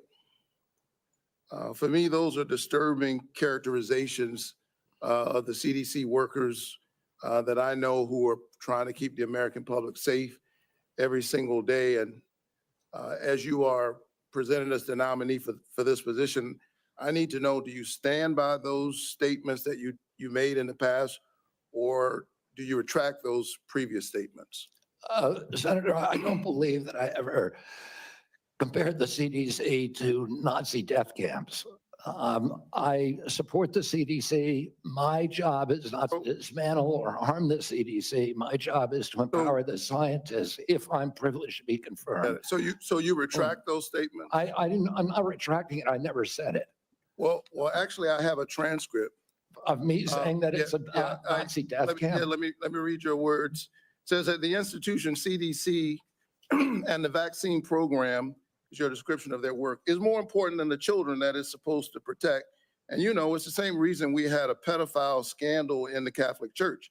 It's because people were able to convince themselves that the institution of the church was more important than these little boys and girls who were being raped. That's pretty provocative language. You said in another statement to me, this is like Nazi death camp.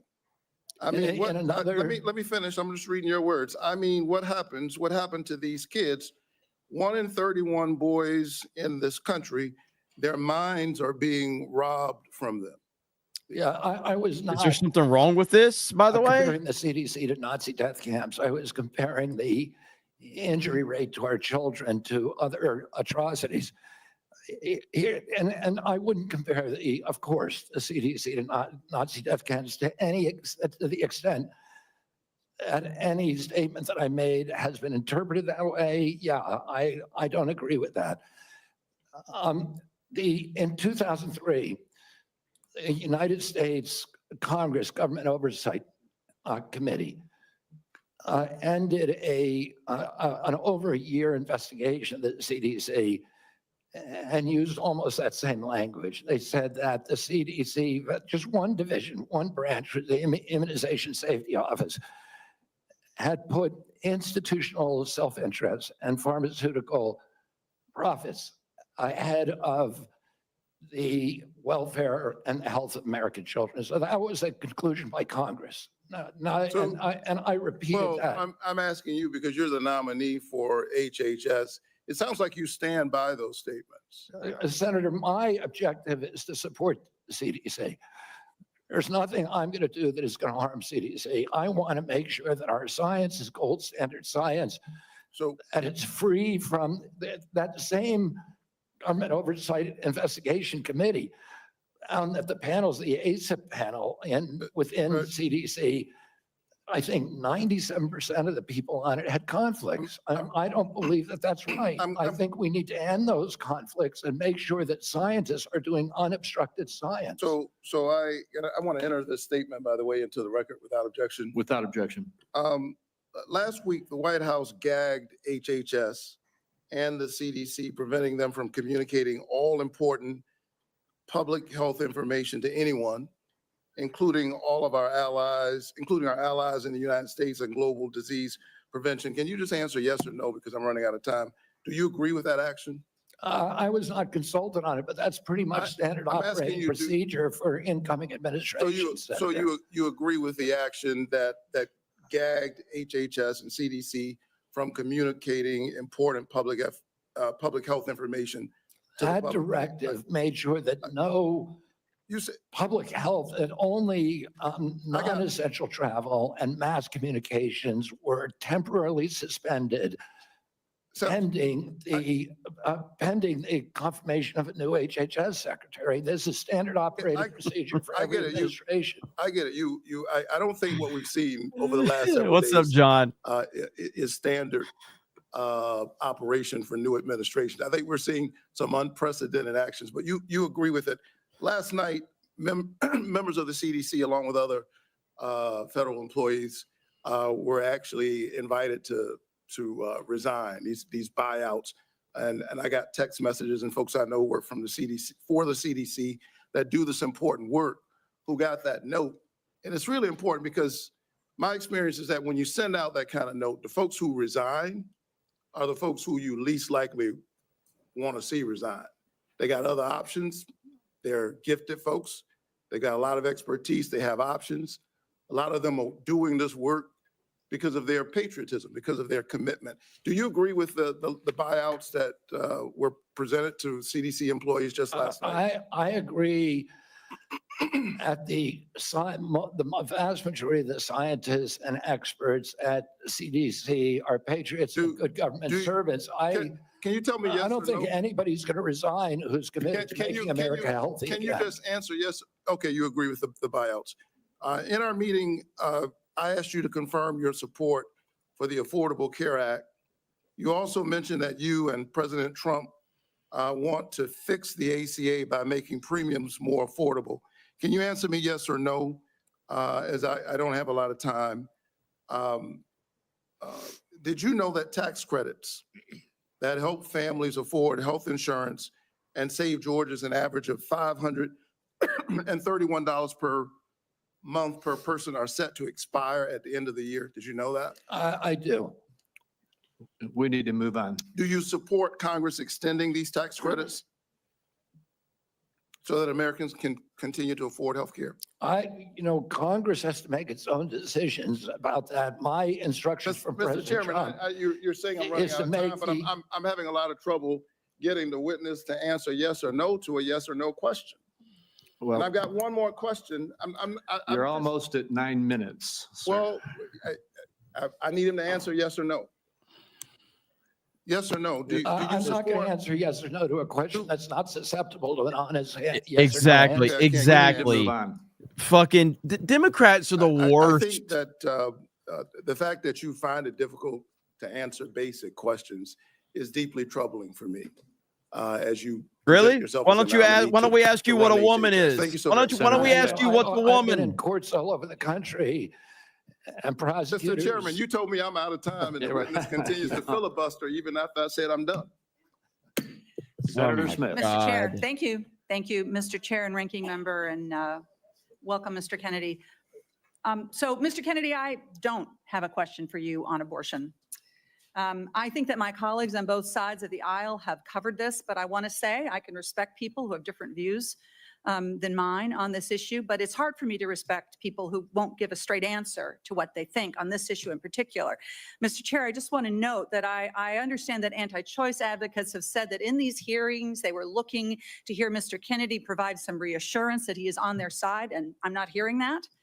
And I think most Americans are looking for some hint that the decisions that people make about abortion should be personal and private, and they should be free to make those decisions without government interference. And I'm not hearing that either. To make it worse, the answers that you have given tell me that the Trump administration is more than willing to restrict or even ban medication abortion without a single act of Congress, and even in states where All abortion Democrats is legal. And care what is about clear is abortion. to me is That's that you all they and care President about. Trump are dangerous to women's access to mifepristone. So having said that, I want to move to a different topic. Mr. Kennedy, I appreciate Senator Cornyn's questions about mental and behavioral health, something that I care a lot about.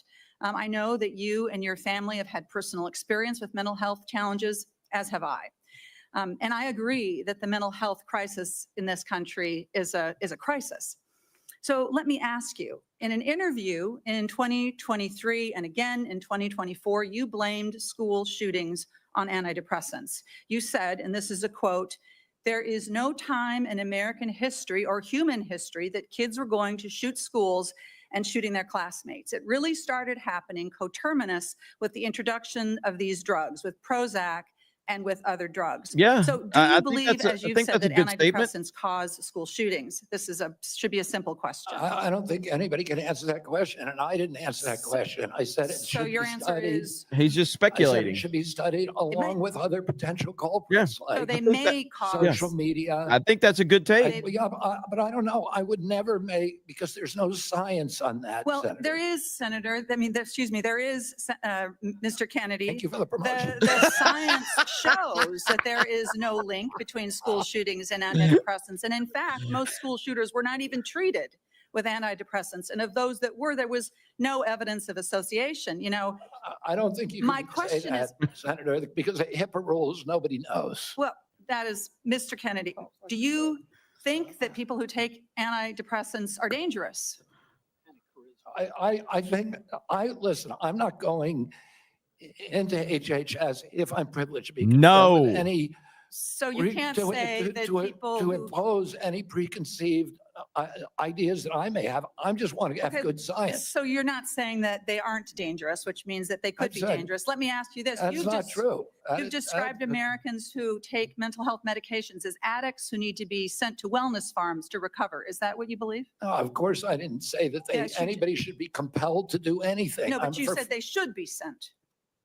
I said they should be available to them. You I said didn't that- say they should be sent. You said that folks Kicking and that take screaming. antidepressants are like addicts. That I can provide that, Oh, I Mr. think they Chair. should have the availability. Listen, I know people, So- including members of my family, who've had a much worse time getting off of SSRIs. I'm than they did 100% than against people that have getting antidepressants. off heroin. I don't It's- believe in the medicine in withdrawal general. period is, I mean, and it's written actually have on the label. I have some This is experience very with well this documented. myself, Mr. Kennedy.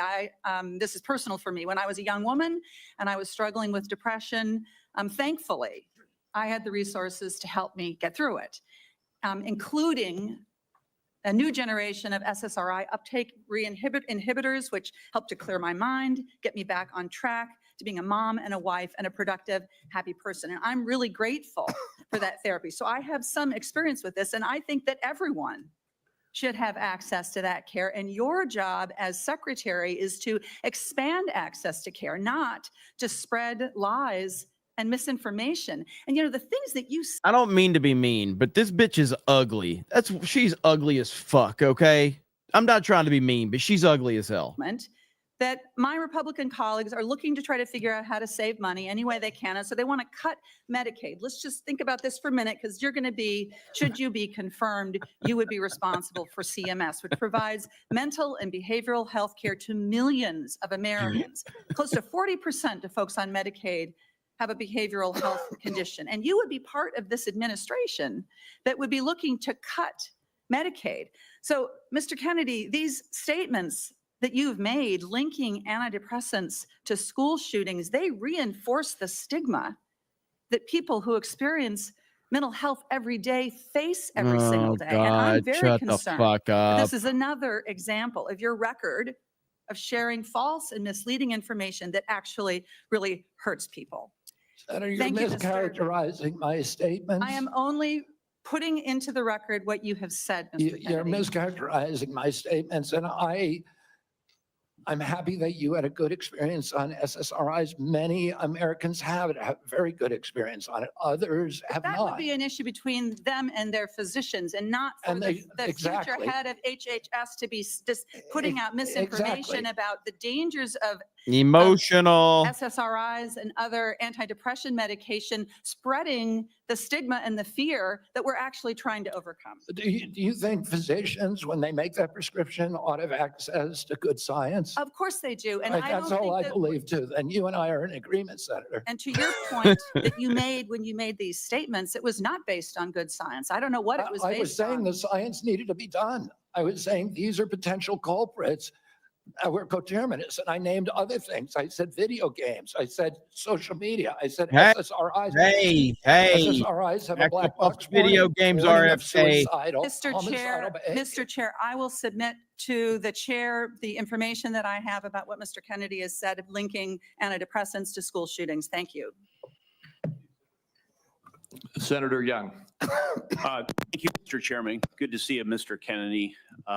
To follow up on that spirited exchange, in talking with you and reading about your vision for the department, you said one of your goals is to return public health agencies to the gold standard of scientific review. You've alluded to the gold standard a number of times today. So I'm going to give you an opportunity, uninterrupted, but hopefully not too extensive, to tell me and others what you mean by this gold standard.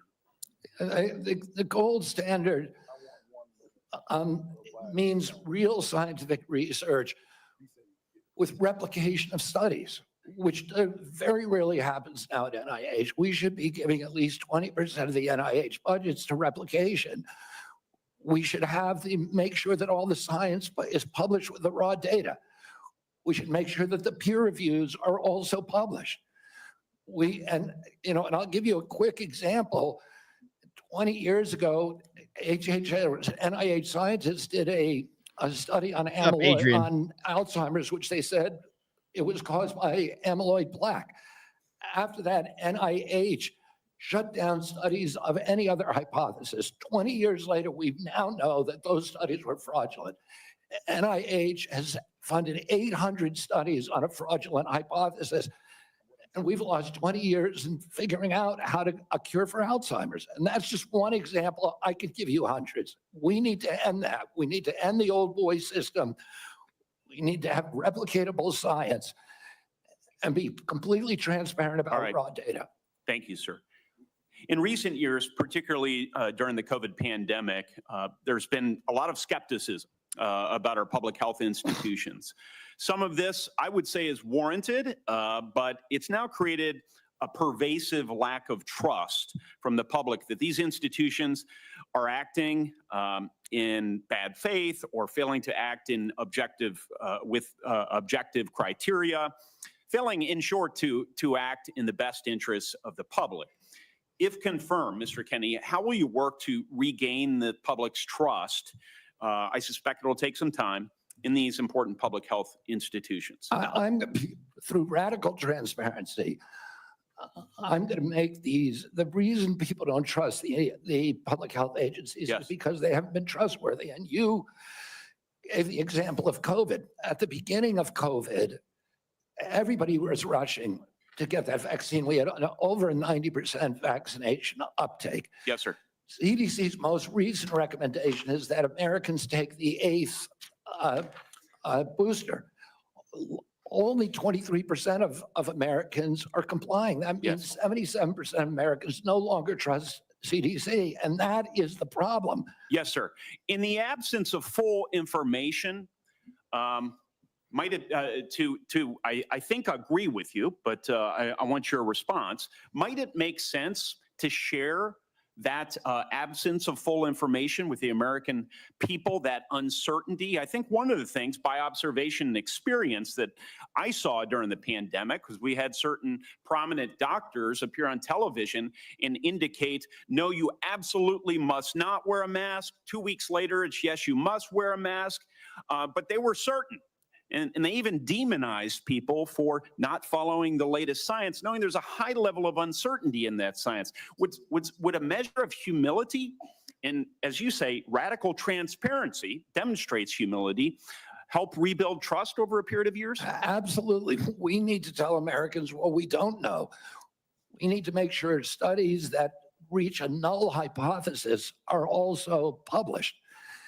And that doesn't happen. Sir, I think you are right about why healthcare costs are so high in the first place. The answer is indeed chronic disease. 90% of our healthcare spending goes towards managing it, as you say in your open statement. It's not in the main because of waste, fraud, and abuse, although we know some exist. It's not in the main because we have greedy executives at innovative world-class companies. It's not in the main because we haven't yet adopted an unsustainable Medicare for all scheme. It's because of this. So I'm encouraged that you intend to make that a point of emphasis as it pertains to your future leadership. I will say, with respect to COVID, it's not over for a lot of Americans. It's not over. I know the mission accomplished banner was convenient for the last administration, but as we continue to navigate the ongoing impacts of the COVID pandemic, we have many individuals here in the United States and around the world who are suffering from long-term health effects that significantly impact their quality of life, work, and daily activities, and they've been largely ignored. Funding for long COVID research was appropriated by Congress in December of 2020. If he's talking about damages from the jab, then that's funding directed one by the thing. Biden administration in February 2024. I'll give him that. Patient groups and industry publications have criticized the slow pace of clinical trial design and enrollment. If confirmed, will you collaborate with healthcare providers, researchers, and effective communities to better understand and mitigate long COVID's impact? Yes or no, please? Absolutely, Senator. There's 16 million Americans. Will you commit to prioritizing long COVID research and integrate this work into broader healthcare policies? Yes or no, please? Yes. Patient groups, experts, and industry publications have raised concerns around existing long COVID funding being spent on observational research.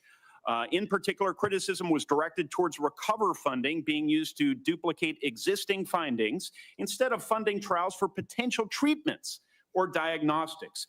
If confirmed, Mr. Kennedy, will you work with Congress so that going forward, long COVID funding will be directed primarily towards trial or novel research directions and not replicating existing observational research? Yes or no? Absolutely, Senator, with enthusiasm. Thank you so much. If confirmed, how will you create a balance between your personal priorities of chronic disease and healthy lifestyle and the ongoing critical work of the department in areas that are focused on incentivizing and advancing innovation in modern medicine and pharmaceutical discovery? I think innovation is going to be the key to public health. And we have a unique opportunity now in history because of AI, because of telemedicine, and because of the quality of people that are now coming to HHS to actually save public health. But it's all going to rely on innovation. And I don't want to do anything that inhibits or impairs the pace of innovation.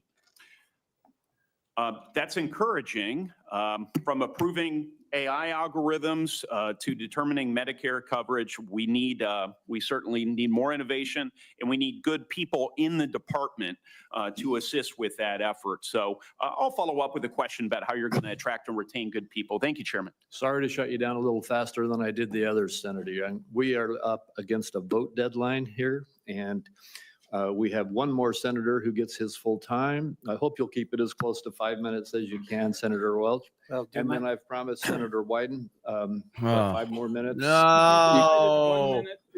And then if we can do that, we can get over to vote before they call the vote on the floor. Thank you very much.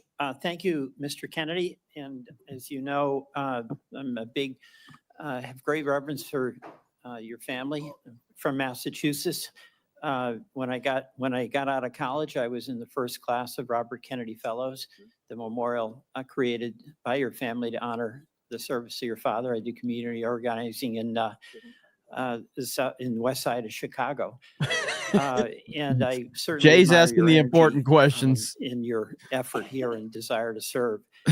You know, there's a couple of things that are really important here. This is not just about a debate on vaccines. It's a debate about qualifications, experience, and priorities as to the person that will head Health and Human Services. And it's not just about what your answers are today or what the questions are. It obviously has a lot to do with your whole record and your whole history. You know, your sister in her letter, or pardon me, your cousin in her letter said, you've always been charismatic, able to attract others through the strength of your personality, willingness to take risk and break rules. That's, I guess, an attribute, but it can be a danger. The question I fundamentally have is But whether Sexton's the worst. your willingness to disrupt and maybe break rules is going to be dangerous and destructive. The character questions we didn't go into here, but there's some sketchy things you've acknowledged. Your history with heroin, you've gotten over that. But there's incidents that do, I think, concern the question of whether the stability is there to be in charge of this major organization. And that's compounded by my concern that you don't have any experience managing a large organization, that you don't have any experience in government. So Yeah, those it are things is. that have to be taken into account. But the issue for me is also priorities. A lot of your engagement in health has been on vaccines, big important issue. You actually disagreed, as I understand it, with President Trump about Operation Warp Speed. I think President Trump deserves a lot of credit for Operation Warp Speed. He knew we had to get a vaccine. And these other issues about a mask and whether you should wear it, whether when you got your groceries, the bag had to be left outside. Remember that in the very beginning? Those are incidental to the core question that the president believed we had to have a vaccine. And you contested that. That worries me. That really deeply worries me. The other questions, Senator Cassidy asked you some questions about our healthcare system. I happen to believe that our healthcare system is profoundly broken. And it's not just about the chronic illnesses. That's about our diet. That's about our exercise. But we are getting premium increases in Vermont of 20% a year, 25% a year. And it's busting the bank for taxpayers. It's busting the bank for our wonderful Vermont employers who care about having health insurance that they can provide to their employees.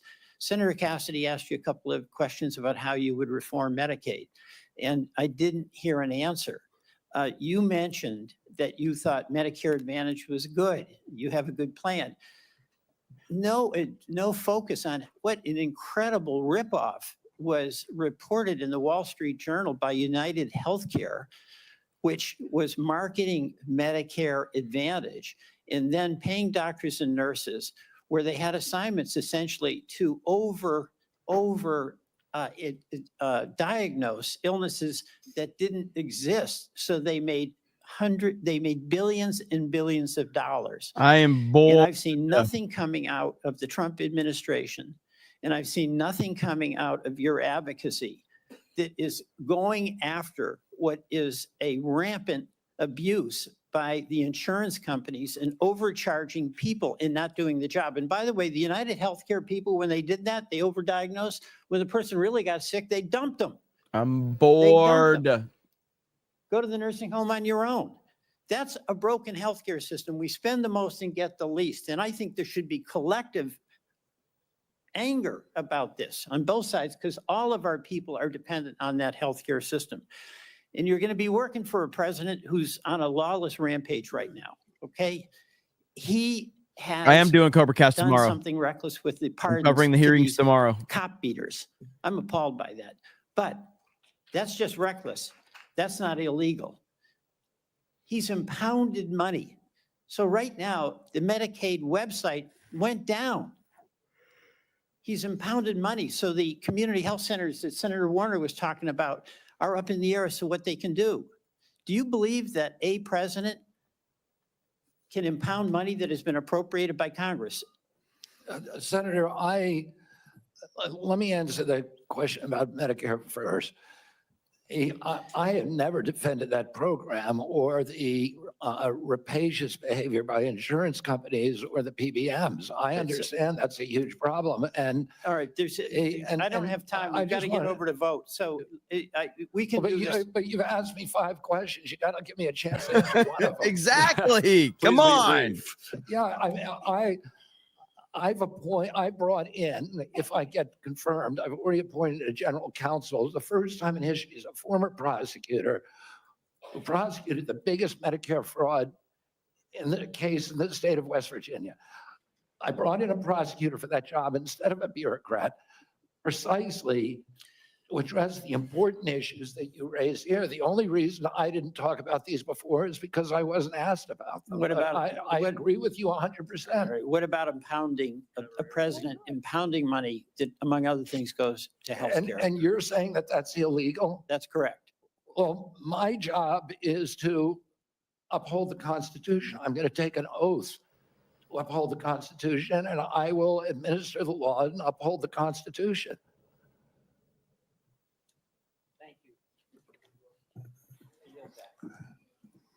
Mr. Chairman, I believe under what we've discussed, I control 5 minutes. I'm going to take 1 and give 1 to each of my 4 colleagues that remain. All right, and I would just say this vote, they're going to call it in about 8 minutes. Thank you. So we have very little time. Two Oh, hours ago, this fucking colleagues, guy. I asked Mr. Kennedy to reconcile his many anti-vaccine statements with his handful of pro-vaccine statements. Instead, he gave us a word salad and ducked the issue. The same was true, Mr. Kennedy, with respect to measles, where you wrote a book playing down the threat of measles, even though American families are very concerned about it. And apparently families are still mourning in Samoa. And my last point would be him again. that Mr. Kennedy said today really wasn't about him. And I just want to tell him it is all about you, because I find your presentation to be both untrustworthy and unprepared, because my colleagues have been seeing back and forth between Medicare and Medicaid, and it's not clear which program you're using when. So I want colleagues to know there is a lot more information to learn about Mr. Kennedy before we vote. I'm going to urge that to my colleagues on both sides of the aisle to not make decisions on the basis of this session. I thank you for the additional time. And I guess my next minute is Senator Whitehouse, Senator Warren, and Senator Smith. And again, 1 minute, please. There's been a lot of conversation about late-term abortions here, and I just want to make clear what Rhode Island OBGYN doctors describe as what is almost always happening when a late-term abortion is needed. It is a childbirth gone wrong. The family has painted the room. It has bought the crib, maybe even decided on the baby's name. Did they find the and has onesies? gone to the hospital. I know where you can to buy welcome some. the new baby into their family in what is supposed to be a happy event.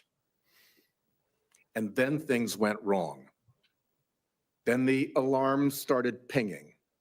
The lights started flashing. The medical professionals started rushing in.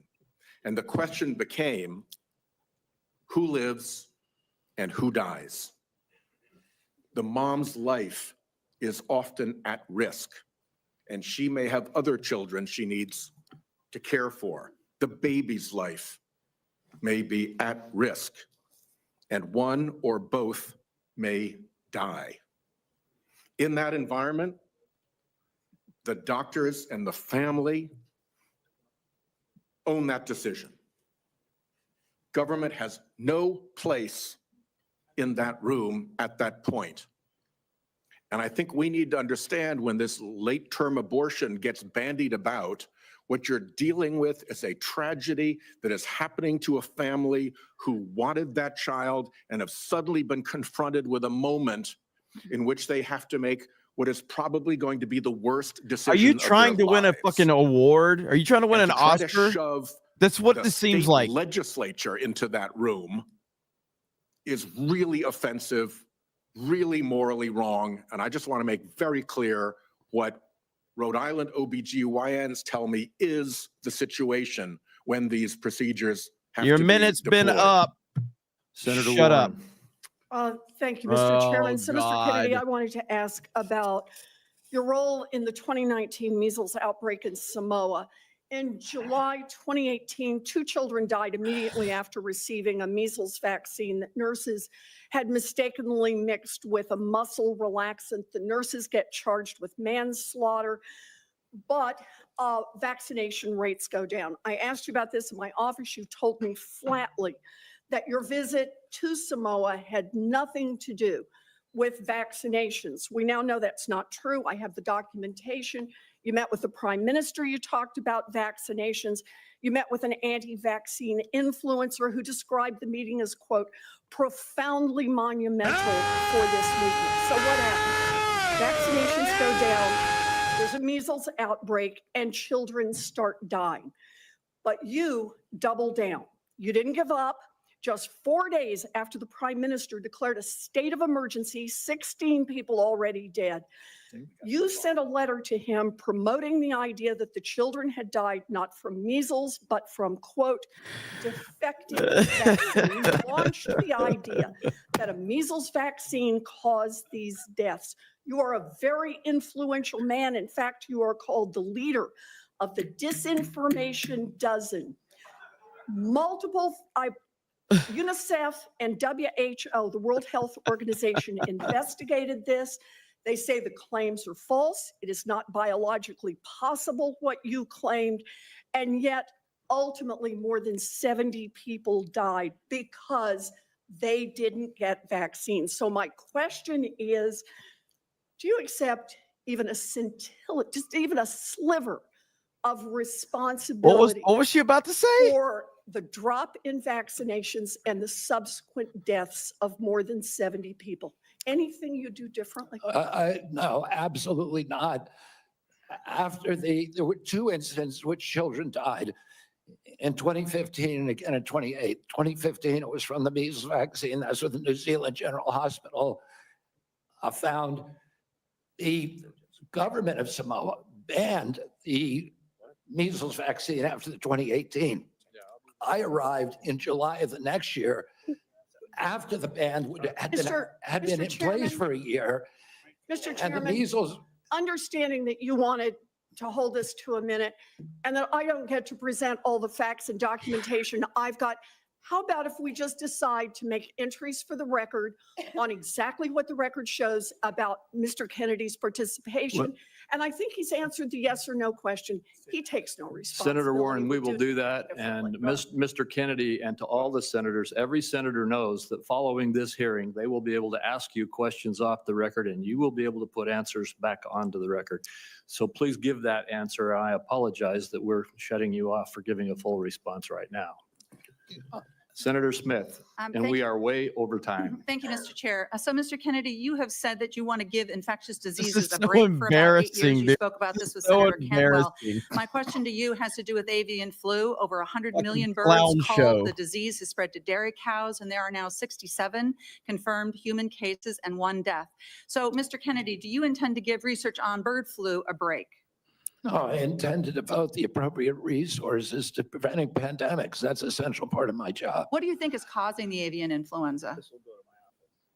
I think the H5N1 virus is. So that's good to hear, because in a recent book, I will submit this for the record because we don't have that much time. Mr. Kennedy has questioned the scientific basis for germs causing disease and the power of vaccines and antibiotics. to I've help never cure questioned disease. that, Senator. Well, I will submit that for the record. Thank you. Yes, Senator Warnock, agreed. 1 minute. Agreed. I like the way you said that to the Baptist preacher. Thank you so much, Mr. Kennedy. Based on our conversations, it's my understanding that you support work requirements in Medicaid. In 2020, President Trump approved a proposal from Georgia state leaders requiring Georgians to jump through a number of onerous bureaucratic hoops and fill out even more paperwork to verify work and get access to health care. I ask this as someone who represents a state that has not expanded Medicaid. Federal government, because of this waiver, spent $70 million on Georgia's Medicaid waiver. 82% of that went to administrative costs. The point that I'm making is that the folks that they're insisting need to work, 90% of those folks are working, they are caregivers, or they have a disability. Let me give you one example. A woman I think of all the time, her name is Heather. She's a traveling nurse from Dalton, Georgia, who falls into the Medicaid coverage gap. Heather experienced a series of small strokes, leaving her unable to work full time. She's dedicated her life to caring for patients, but now she can't afford her own medical care, out-of-pocket costs, because she doesn't make enough to qualify for tax credits to buy private insurance. What does Heather need? Does she need work requirements, or does she need access to health care so she can finally get healthy and get back to work? The individual that you described would need health care and not a work requirement. Thank you. Thank you. Thank you.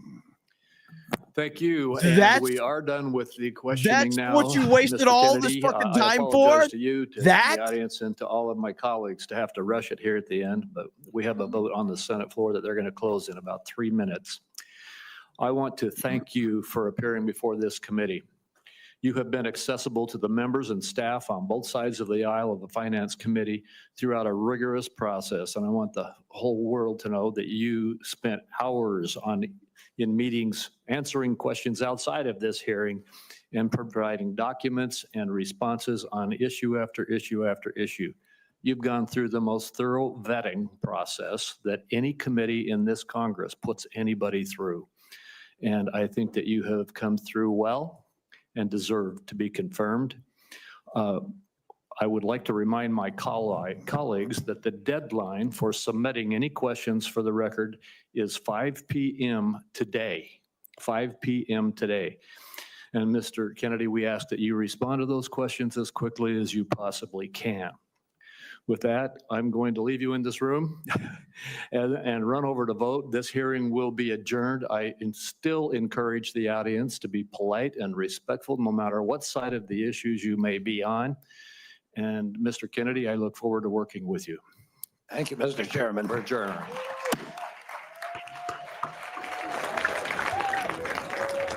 All right.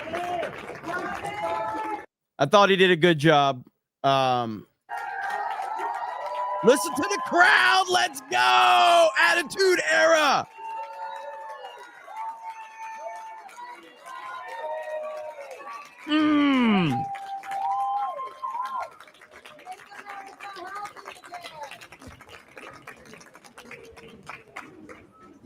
Hell yeah. So there you go. So yeah, that was a very, very long hearing, and the Democrats made a fool of themselves. They had made an absolute fool of themselves. So I don't know when the vote is, but I know tomorrow morning, Kash Patel and Tulsi Gabbard's hearings. I'm more interested in Kash's than Tulsi's, to be fair. I'm far more interested in the Kash Patel one. In a delicious glass of Field of Greens, this daily nutrition. They're doing their ad read really quick. So yeah, that was wild, and mainly it's just the Democrats come off looking really stupid and really bad and really out of touch, which of course doesn't surprise anyone. This is often what the Democrats do. But yeah, so tomorrow morning will be, I think Cash is at 9:30 and Tulsi is at 10. So I'm not sure how that's going to, we'll have to see how I cover that one. But I mean, I think that the Cash Patel one's going to be a lot more fiery, personally, but it could be, the Tulsi one could be fired up. So I'm not sure. But we'll figure that one out tomorrow. Like I said, I think I highlighted all of them so far. Mitchell Fields. Well, that's the most important question of the day right there. That's the most important question of the day. RFK looking great in this hearing. Thank you, Jesus. This is over. Love RFK Jr. He was a trooper going through all of this rubbish. I mean, look, I've already said, like, I was not a big fan of RFK. But now that Trump has brought him into his administration and Trump has got a specific agenda for him, I am 100% in support of that. Trump even said it. He's like, there's certain things I can't let, RFK Jr. get involved in. But in terms of the health aspect of things, that's exactly where we want him. So let me see. Super Vast 3D is in the chat. These Democrats are so boring. Pharma shills are lucky RFK Jr. doesn't pile drive them. If I was a Republican who was on the fence about confirming RFK, this clown show would be enough. This is true. Is Savvy here? Where's Savvy? Madam Savvy in the chat? Let's hope not. Right? Of course we want Madam Savvy in the chat. Where's she at? There she is. What's up, Savvy? We missed you last night on Main Event, Savvy. So you need to hurry up. No, don't leave. You don't have to leave. It's okay. We like you around here, Savvy. You degenerate weirdo. We love you. Dan Vasquez is here trying to promote his gaming channel. Notice how he doesn't show up with his big channel. He's like to showing off his gaming channel. General Duality says the whitest Native American we know. Clown Pilt says never forget you're paying for this, by the way. Yeah, I mean, it is always a dog and pony show with these clowns. I think Bernie Sanders made an absolute fool of himself today. He looked really stupid throughout the whole process. And the whole onesie thing. These are here. Hang on. You're asking me not to sue vaccine. No, you have said you're asking me, Senator. You're asking me not to sue vaccine. No, I am not. Mike, yeah, you are. That's exactly what you're doing. Look.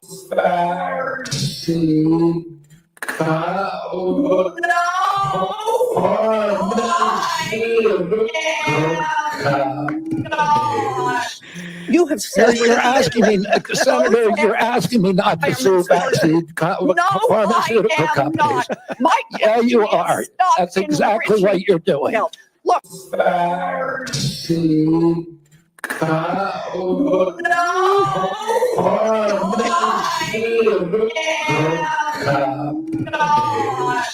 You have said.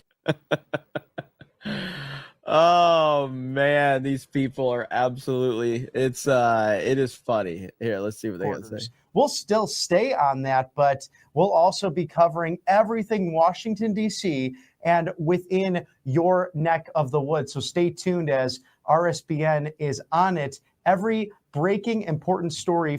Here we go right here. There you go. Every time. It's just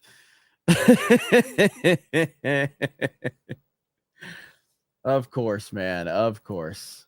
All right, we got that one. We've got that one. Here we go. All right, they're running their ads right now. Trying to see if there's any updates. Don't forget, we do have a gaming stream tonight, and I'm probably going to do another Cobra Cast a little bit later tonight too. So, let's see. Yeah, I was very impressed with RFK today, with how he handled everything.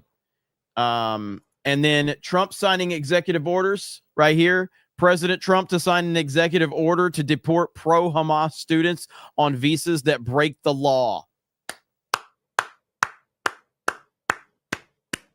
Absolutely. Trump continuing to destroy all of these leftists, and it's glorious to see. Let me see. We got that one. Yep. The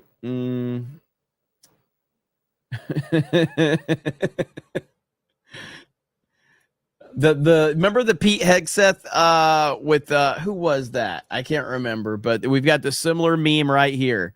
We've all been there. We've all been there right there. So welcome to Democrats. And again, Democrats came off looking very unhinged today, very emotionally unstable, which is exactly what they are. They are. They are very emotionally unstable. They can't get out of their own way. And what do you expect from them? You know, I got to bookmark this really quickly. Let's go for Geeks and Gamers content there. I'm getting used to the new Twitter feed. Yeah, this was cool right here. This was cool. This was awesome. This is Attitude Era level stuff right here. Mr. Kennedy, I look forward to working with you. Thank you, Mr. Chairman. We're adjourned.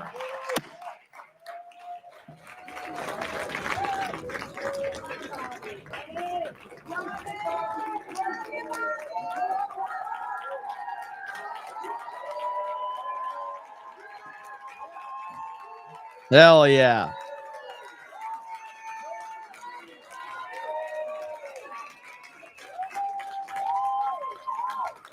Now, as I showed you earlier, his former running mate, Nicole Shanahan, posted this yesterday, basically warning them that if you don't confirm him, I'm going to primary you. Moment in our nation's history at 10 a.m. Eastern Time, RFK will sit in front of the Senate Finance Committee for his confirmation hearing to be our nation's next Secretary of Health and Human Services. I urge everyone to call their U.S. senators over the following days and demand they vote yes on Bobby's nomination. He is more than qualified. He's proven, principled, and prepared to lead. I'll share a list below of key senators. If they represent your state, they need to hear from you. If they don't, please call your own senator and ask them to vote yes. We need as many votes as we can get. So this hasn't been widely reported, but in 2020, I cut large checks to Chuck Schumer to help Democrats flip 2 Senate seats in Georgia from red to blue. The 2 candidates I helped elect, Senator Raphael Warnock and Senator John Ossoff, please know I will be watching your votes very closely. I will make it my personal mission that you lose your seats in the Senate if you vote against the future health of America's children. And more than that, I also want to say to Senators Mitch McConnell, Lindsey Graham, Lisa Murkowski, Susan Collins, Bill Cassidy, Tom Tillis, James Lankford, Cory Booker, John Fetterman, Bernie Sanders, and Catherine Cortez Masto, this is a bipartisan message, and it comes directly from me. While Bobby may be willing to play nice, I won't. If you vote against him, I will personally fund challengers to primary you in your next election, and I will enlist hundreds of thousands to join me. Big Pharma and Big Ag have exploited us for far too long. It ends now. You're either on the side of transparency and accountability, or you are standing in the way. The choice is yours. Please choose wisely. And of course, we will see how this all plays out with the voting and everything like that. So it will be interesting. We got a 50 from Tommy Halter. Says, I tagged you and Jay on X about liberals vandalizing my American flag and Trump door sign. I got to say, I went a long time without being effed with, but today someone threw a milkshake at my door. Tells you all you need to know about the good, the good you guys are. Dude, that's freaking crazy. That's so you tagged me. Okay, I'll see if I can find that tag and see what you have to say. Holy shit, man. But thank you for the update. And you know, I listen, there's a lot of you know, unhinged leftists out there. It's not like all people have to do is just call this stuff out, man. You know, and more normal everyday people are waking up to this reality every single day. A lot of people just don't want to get involved in this stuff. And I totally understand that, but we're no longer at a point in time where you can stay out of it. The left has decided that every aspect of your life has to be politicized and everything has to be politicized. So now regular everyday people are just getting pulled into this because they're fed up with the left overreach. And that's essentially what it is. Regardless if you want to be involved, the left has decided you have to be involved, because they are coming for everything. They want to have everything politicized. They're literally obsessed with abortion and making sure that criminals aren't punished. That is the foundation of Democrats right now. The number one thing the Democrats care about are abortion and making sure criminals aren't punished. That's the foundation of Democrat policies right now. That is you can't argue that either. That's where it is. It's absolutely insane. That's the foundation of it. Linko Kenobi says, what's up, Jeremy? Enjoyed watching the channel. I do pray that we get better health. Took a break watching your channel. Getting ready to go back to work. Enjoyed last night's run. Hail the 199. Yes, it was fun. We had fun playing games last night over on Locals. That was a lot of fun. So thank you, Linko. Have a good day at work, brother. Socrates McGoat says, you'll have to excuse Elizabeth Warren. She's still upset about Mark Milley's impending banishment to Gitmo. Rabid One says, Savvy can't fix her computer. Maybe she needs to eat hamburger helper with the other pores. Also, she make Kino Casino for this. Let's see. Also, she make Kino Casino for the last 2 days. Shaking my head. What do you mean she made Kino Casino? What, like her tweets? Kino Casino's funny as hell, man. They're funny as shit. But yeah, Savvy, eat some hamburger helper. Mellow Fungus says, gleefully looking forward to those Canadian tariffs in a few days. Do you think Trump can do more to crush the socialist country of Canada? I mean, listen, man, it really just comes down to Donald Trump doesn't want to hurt other countries. What Donald Trump doesn't want, though, is he also doesn't want the United States of America to be ripped off. So if Canada's willing to play ball, then Trump's going to play ball. If Canada wants to sit there and puff out their chest and act like they have something to stand on, he's going to crush them. So they control the situation more than they think, but they control it by not being douchebags. Because once they step up and treat Trump in any disrespectful way, he's going to crush them. They have the power, but they have the power because of their own actions. It's not that they have the power in terms of leverage or negotiations. They have the power by how they act. And if you act accordingly, maybe it won't be as bad. But if you want to sit there and puff out your chest and act like you're tough, then Trump's going to crush you. It's that simple. Packing Proton says, sent you a Grok image. Support the onesies. Yes, support the. I'm getting tagged like crazy right now with the onesie stuff. Let's see. Rabbit One says her tweets. She went hard in the paint. Respect. She always does. She always does. That's why we like Savvy. Darth Gavel says 2 J6ers have been murdered in the past 2 days. What is the less silencing? Say what? Why have I not heard about this? I know nothing about this. What are we talking about? Somebody says we do. Well, I do. I haven't heard about this J6 stuff. Some people says, well, really? It's true. I heard that. Yeah, that's nuts. One shot during a traffic stop. Really? Okay, I'll have to look into that. Okay, we're at 4 hours now, so I'm gonna call it. And we're gonna, like I said, I know I couldn't read all the super chats, but I highlighted all of them. I think I highlighted all of them and got those covered. I really appreciate that. I will go back and if there's any questions, we can cover those a little bit later. I want to do another cover cast tonight, and we have a gaming stream tonight, and we're covering the Kash Patel and the Tulsi Gabbard hearings tomorrow morning. So I will be up early again for those hearings as well. Now, I don't know how I'm going to cover those. I don't know if we're going to cover both or if we're going to cover one or the other. Maybe we'll put a poll up in the chat to see who you guys want me to focus on. I personally want to focus on the Kash Patel hearing. I think that one's going to be better. That one starts at 9:30 a.m. Tulsi is scheduled to start at 10 a.m. So we'll just have to see. But I guess we'll see what the people want. But I feel like more people are going to want to see the Kash Patel one. I think he's going to be more heavily scrutinized if I was to make an educated guess. Grapdar's Hammer says RFK Jr. is coming for y'all's autism. Yeah, I mean, it's for savvies. Yeah, Kash is an overwhelming choice, it appears. So, yeah, so that's going to be crazy. Let me see. Tommy Halter says, y'all made my day. Don't feel alone in the snake pit. Hey, that's awesome. And again, man, thank you, Tommy, for the update, man. We appreciate it, man. You're never alone in the snake pit, baby. Always got people that's got your back. So, RSVP for the Orlando meetup is in the pinned post. Again, if you are not going to make it and you did RSVP, please cancel. We now have about 50 spots left for the RSVP. This is the most we've ever had for a meetup, so this is crazy. I'm kind of blown away by that. And then Cam Man is dropping a link to the geeksandgamers.com article for more information on the panel and the meetup. So if you guys want that, please go over there.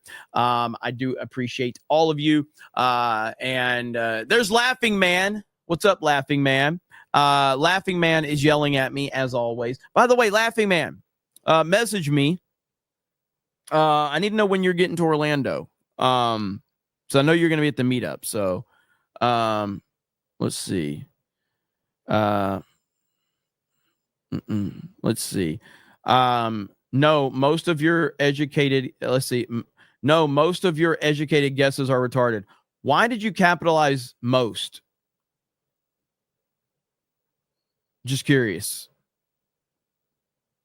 But you didn't capitalize anything else except for the nose. Why did you capitalize M?